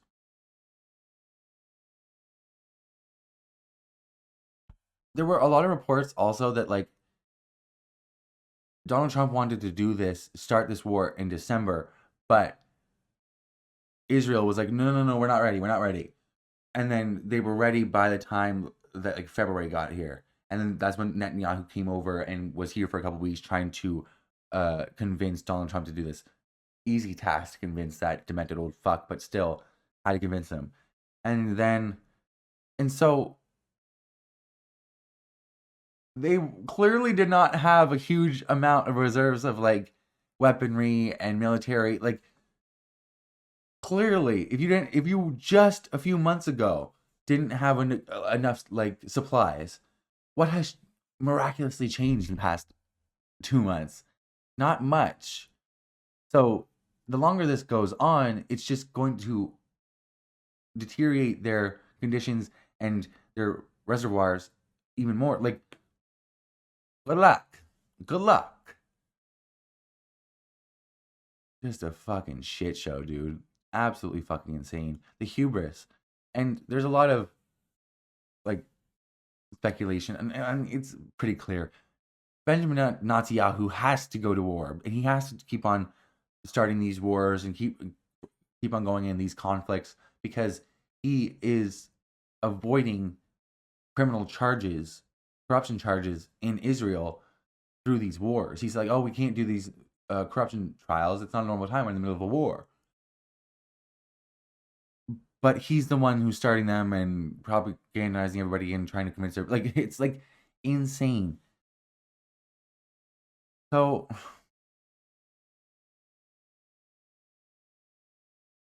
let me take a breath because I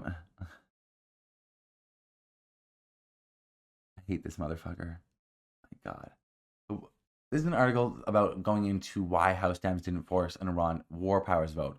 So they chose not to force a vote this week to block President Trump from unilaterally waging war with Iran, in part out of fear that they still lacked the votes to pass the measure. Gee, I wonder whose job it is to whip votes. Oh, right. He's on the screen right now. His name's Hakeem Jeffries. This bitch-ass chicken shit motherfucker can't whip votes for some fucking reason. Oh, wait, he can if he wants to, because he always has been able to when it's an issue that he fucking cares about. When it's not, he plays this chicken shit game. Oh, we don't think we have enough votes. Yes, the fuck you do, bitch. There's enough Republicans who are against this war in Congress to help you. Like, they have one of the smallest majorities ever in history. You have enough votes, you chicken shit motherfucker. What are you talking about? If he wanted this war to end, he would be whipping the votes. Like, he has had time. It's been over a month now, has it not? It was like literally March. It was February 28th, sorry. It's now March 26th. You haven't had enough time? What have you been doing, Hakeem? The truth of the matter is that this motherfucker wants the war to keep on going. He is bought and paid for like a fucking prostitute by the American Israel Political Action Committee, AIPAC. He has taken millions and millions of dollars from them, along with Chuck Schumer, Cory Booker, all these motherfuckers. Like, it's absolutely fucking insane. You have an occupied government, basically, on both sides. If there was any other like political action committee, any other PAC that was donating humongous amounts to both sides of the aisle, people would have a lot more of an issue with it. For some reason, AIPAC just gets to fucking manipulate policy in America all they want. And yet you guys will scream about foreign influence over because of Russia or because of China, blah, blah, blah, blah. Meanwhile, AIPAC is right there. Let's get them on CNN. They're going to have a spot on Morning Joe. Fucking chicken shit motherfuckers. This is crazy. So, the army is now raising maximum age as Trump plots putting boots on the ground. Remember how he was talking about how the Iranians are desperate? Babe, this screams desperation. Desperation. And it's not even like a small jump. It's a pretty big one. On March 20th, the U.S. Department of Army codified an official expedited revision to its recruitment policy, raising the maximum enlistment age from 35 to 42. That's a very, very fucking big jump, especially in a country of like 340 million. So now you want 40-year-old divorced dad to come join the war? Like, what are we doing? Talk about desperation. Like, seriously. 42-year-olds, and they also they also took away the restrictions on like past marijuana or drug convictions. Really getting the cream of the crop here. Some 40-year-old drug addicted. What? Okay, sure. Like, it's just insane. Like, and they still won't rule out the possibility of a draft, mind you. So, if you are below the age of 42, you might get drafted. Good thing to keep in mind, though. Guess who else is 42? Eric Trump. He can get drafted. And so can Barron Trump, too. Kai Trump. Absolutely. Pieces of shit. Like, this is just like, it's almost like every single Republican president has to start a war in the Middle East. It's just the way of the world now. It's just the way of U.S. politics now. Start a war in the Middle East and raise the deficit, make material conditions at home worse, except for the billionaires. All right, I'll leave you with this. This is crazy. I'm not going to get into it because I don't really fucking care about his opinions, but just the fact that he is not on board with this is crazy. Bill O'Reilly predicts that Trump will never make his war brag a reality. That is a blow. If you're not aware, if you don't know who Bill O'Reilly is, he was a longtime Fox News host. He was fired in disgrace along with Roger Ailes in a very big sexual harassment suit, and was a very big Trump supporter, but he was like a conservative icon. Even he doesn't support the war. He is calling out Trump for his brag, and he's calling him a liar. Bill O'Reilly. If you don't know who he is, like, that might not hit the same way, but like, it's like, even him, he's admitting this. Like, it's crazy. Everyone needs to wake up and smell the fucking coffee. This is just fucking insane. This is not going anywhere fucking well. Hopefully Eric Trump gets fucking drafted, though. Okay, so the latest chapter in the humiliation ritual of one Cuckoo Kash Patel, Patty, is his emails have been hacked by the hacking group Handala, and I've been laughing my ass off at this all day. And I just had to get on and talk about this with you because it's absolutely fucking insane. One, and then two, it's hugely just an embarrassment. And also, it's like, shouldn't the FBI director have better security protocol? I don't know. I guess he was just a podcaster before, I guess. But like, I don't know. It's a little worrying that they can just so easily get into his email.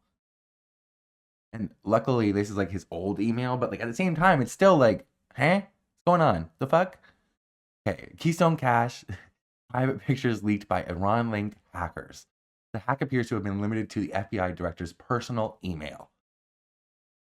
And the things that they have found, because they released all of his emails, and with that, people were able to find his actual email, right?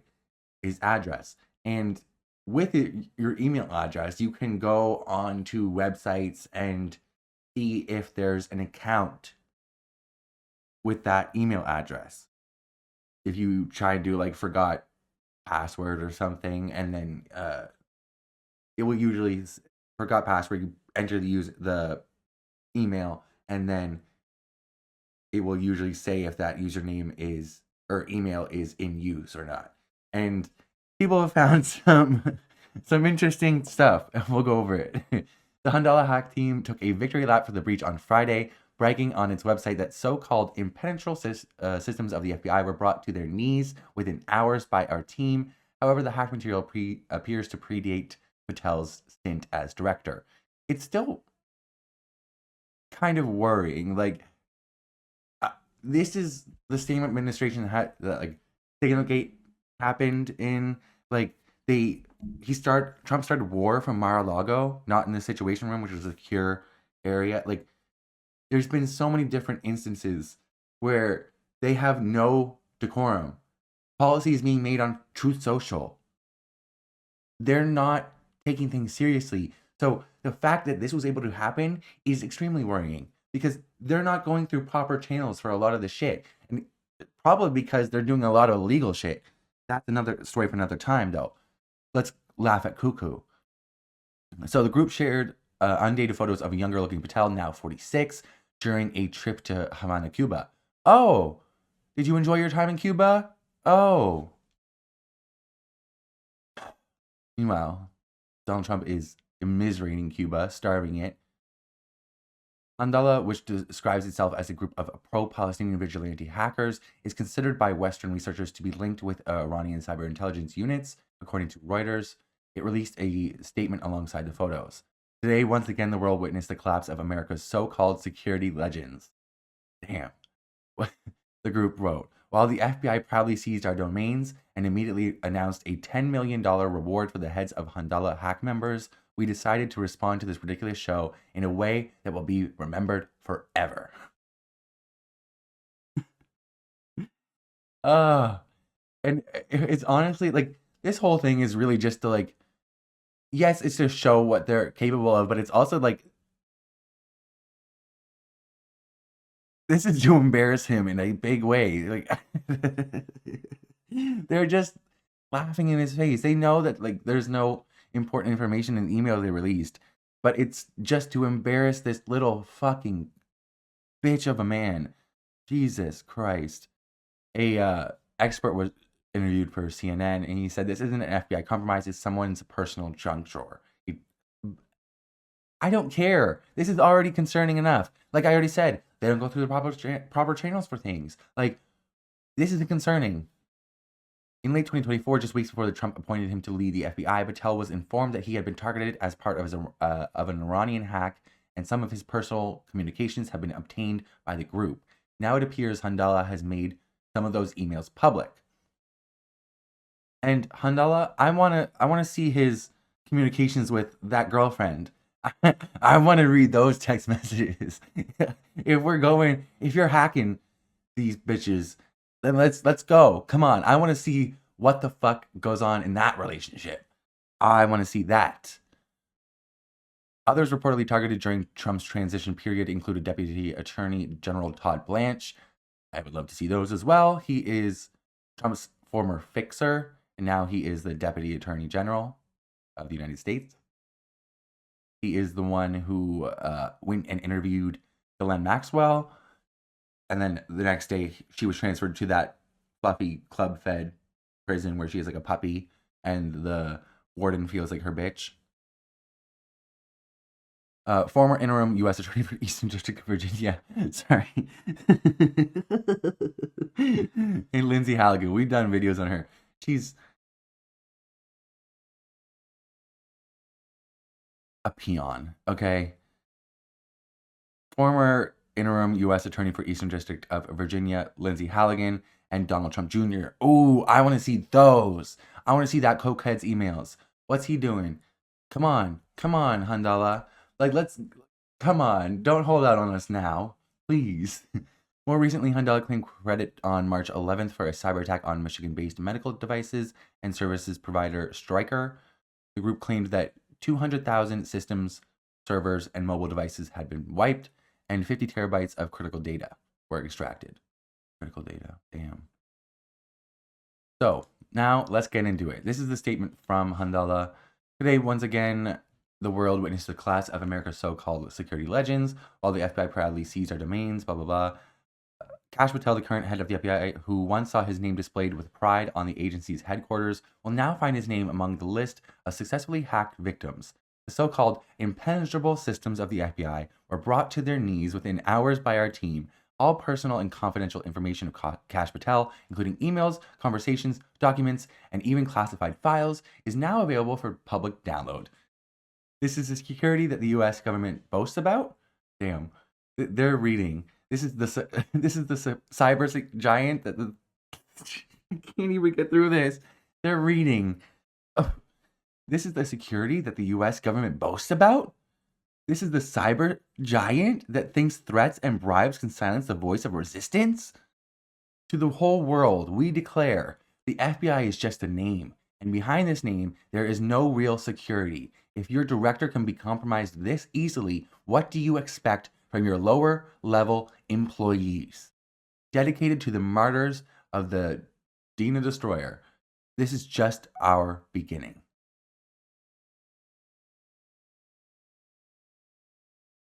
Bruh. They're not fucking around. I don't blame them. Jesus fuck. That's a loaded statement. Damn. Why is Elizabeth Olsen trending? I love her. Not the point. 80, she's damn. Okay, sorry. Let's laugh at Kash. Okay, so Ed Krasenstein has a thread up of all the photos. Ron linked hackers from the Handala group just released personal photos of FBI Director Kash Patel, including him smoking cigars, plus an old resume stolen from his private Gmail account. The FBI boss, who's supposed to protect America, couldn't even lock down his own inbox from foreign spies. How does this scream strong on national security? That, I don't know. I've never...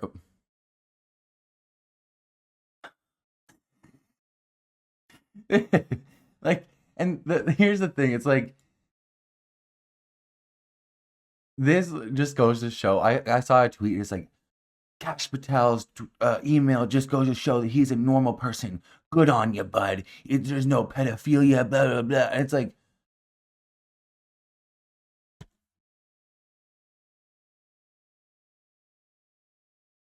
how does his booty hole taste? Like, damn, Jesus Christ. Like, what? Can we just have a laugh? Can we just sit here and laugh at this dork? This is a loser. Like, loser. just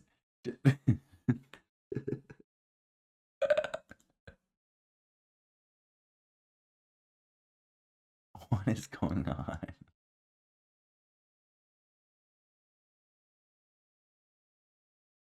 That's a diabolical frame. That's what happened to Clavicular with the ASU frat leader frame mogging? Is that what it is?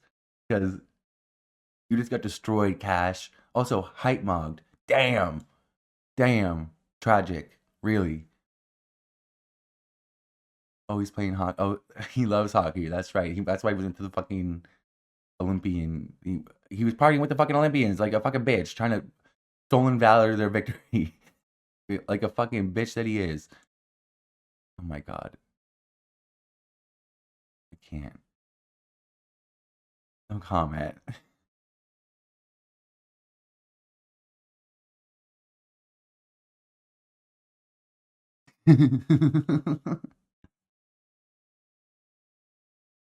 You know he loves that photo too. That's oh my god. Why do men think cigars are so manly? I don't get it. What's that hat? You look like Curious George.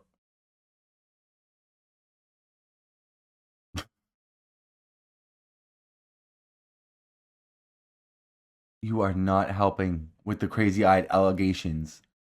That's crazy.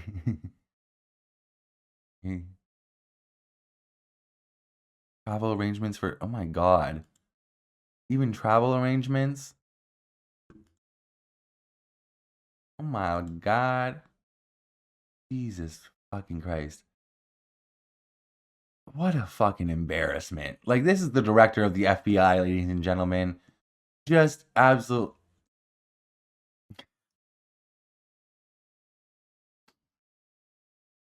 So then people started to go in and like finding out his accounts and shit. Also, his email, I think it's like Fighter Cash. I don't know if that's real. It's I don't know. I don't know. Yeah. his his email. Oh my god. Ooh. fightercash@yahoo.com.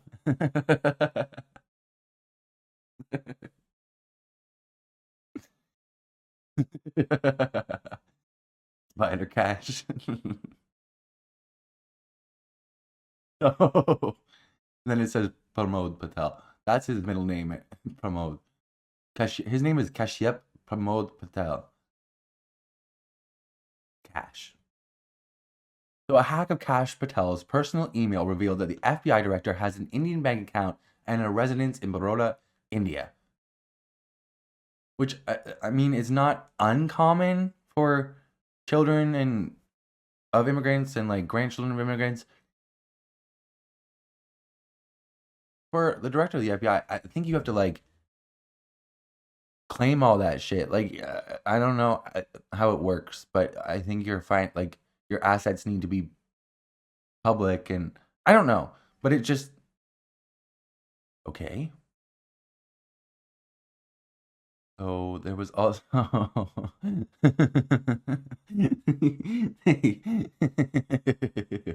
there were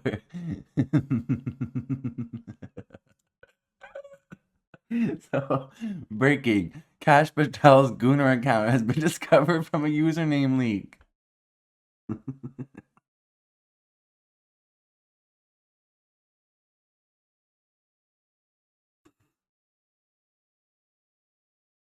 Serious.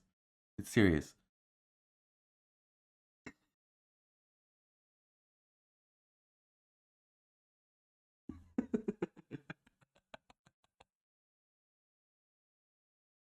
What is going on? Kash Patel's Gooner account has been discovered from a username leak. And the response, dude was gooning today too. Like,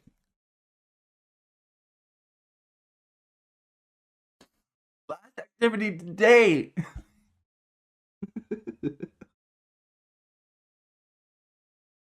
He got caught in like 87K. Like, there's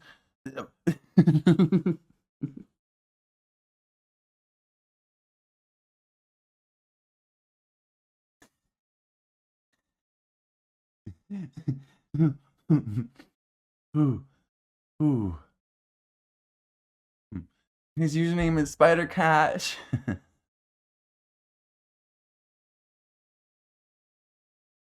Oh my god. Oh. Ooh. And then I don't even know what this is, what he's talking about. But I saw it that he posted today, and I wanted to see what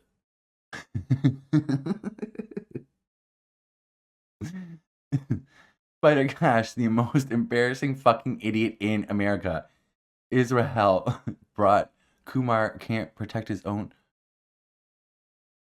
Okay. Why do we need to get racist? His name is not Kumar.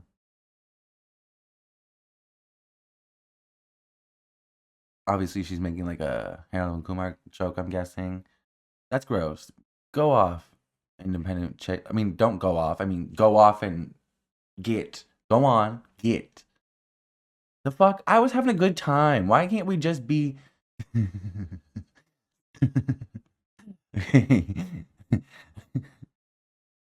like that? That's great. This is amazing. This is what I came here for. Absolutely. This is, yes. Jesus Christ. So he's not getting away from this. Like, Spider Cash does whatever the FBI can. Spins the web any size. Catches eBay clothes just like flies. Look out. Here comes the Spider Cash.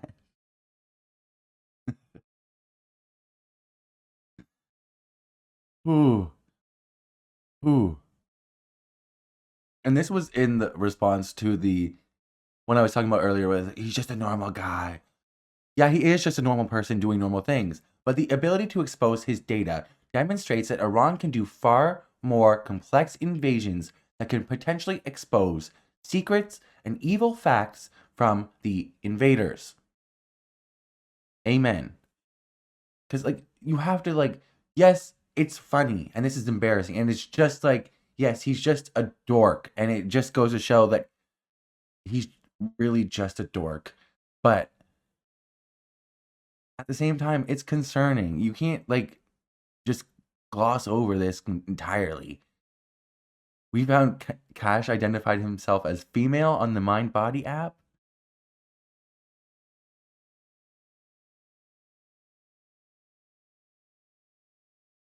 Well, he did have to get that female jacket.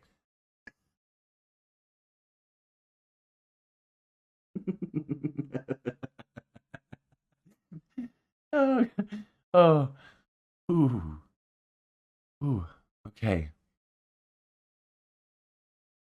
So then there's also this one that popped up. So if Spider Cash is really Kash Patel on Telegram, why is he on so many Russian groups?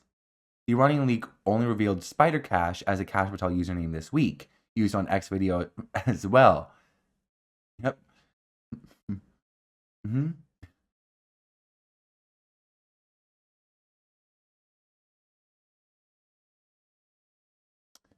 The username Spider Cash on Telegram has this username since January. He is in many, many Russian groups. What the fuck?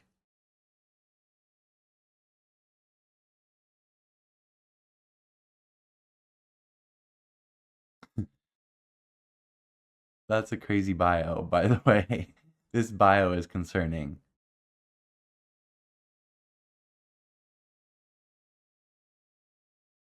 Okay. Weird. Weird. Maybe it's not him. Could very well not be.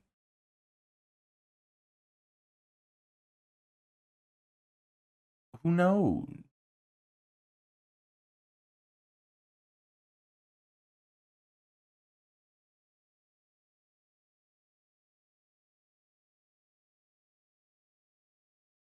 I don't know. Doesn't make make you feel good. Like it doesn't make you feel great about the state of the government. We already know he's running a fucking shit show, but like how bad can it get? Like what really? What a fucking embarrassment. What a J. Edgar Hoover, that old dead racist fuck, is rolling in his fucking grave every single time you're in the news, bro. It's never for anything good. And that old racist piece of fucking shit, that old dead piece of garbage, he has higher standards than you. Like, oh my god. All right, I just had to get on here and laugh about this because there's not one person in this government that like makes me more angry than that peon, that boob. He is the worst. He is just the worst. All right. Have a good night.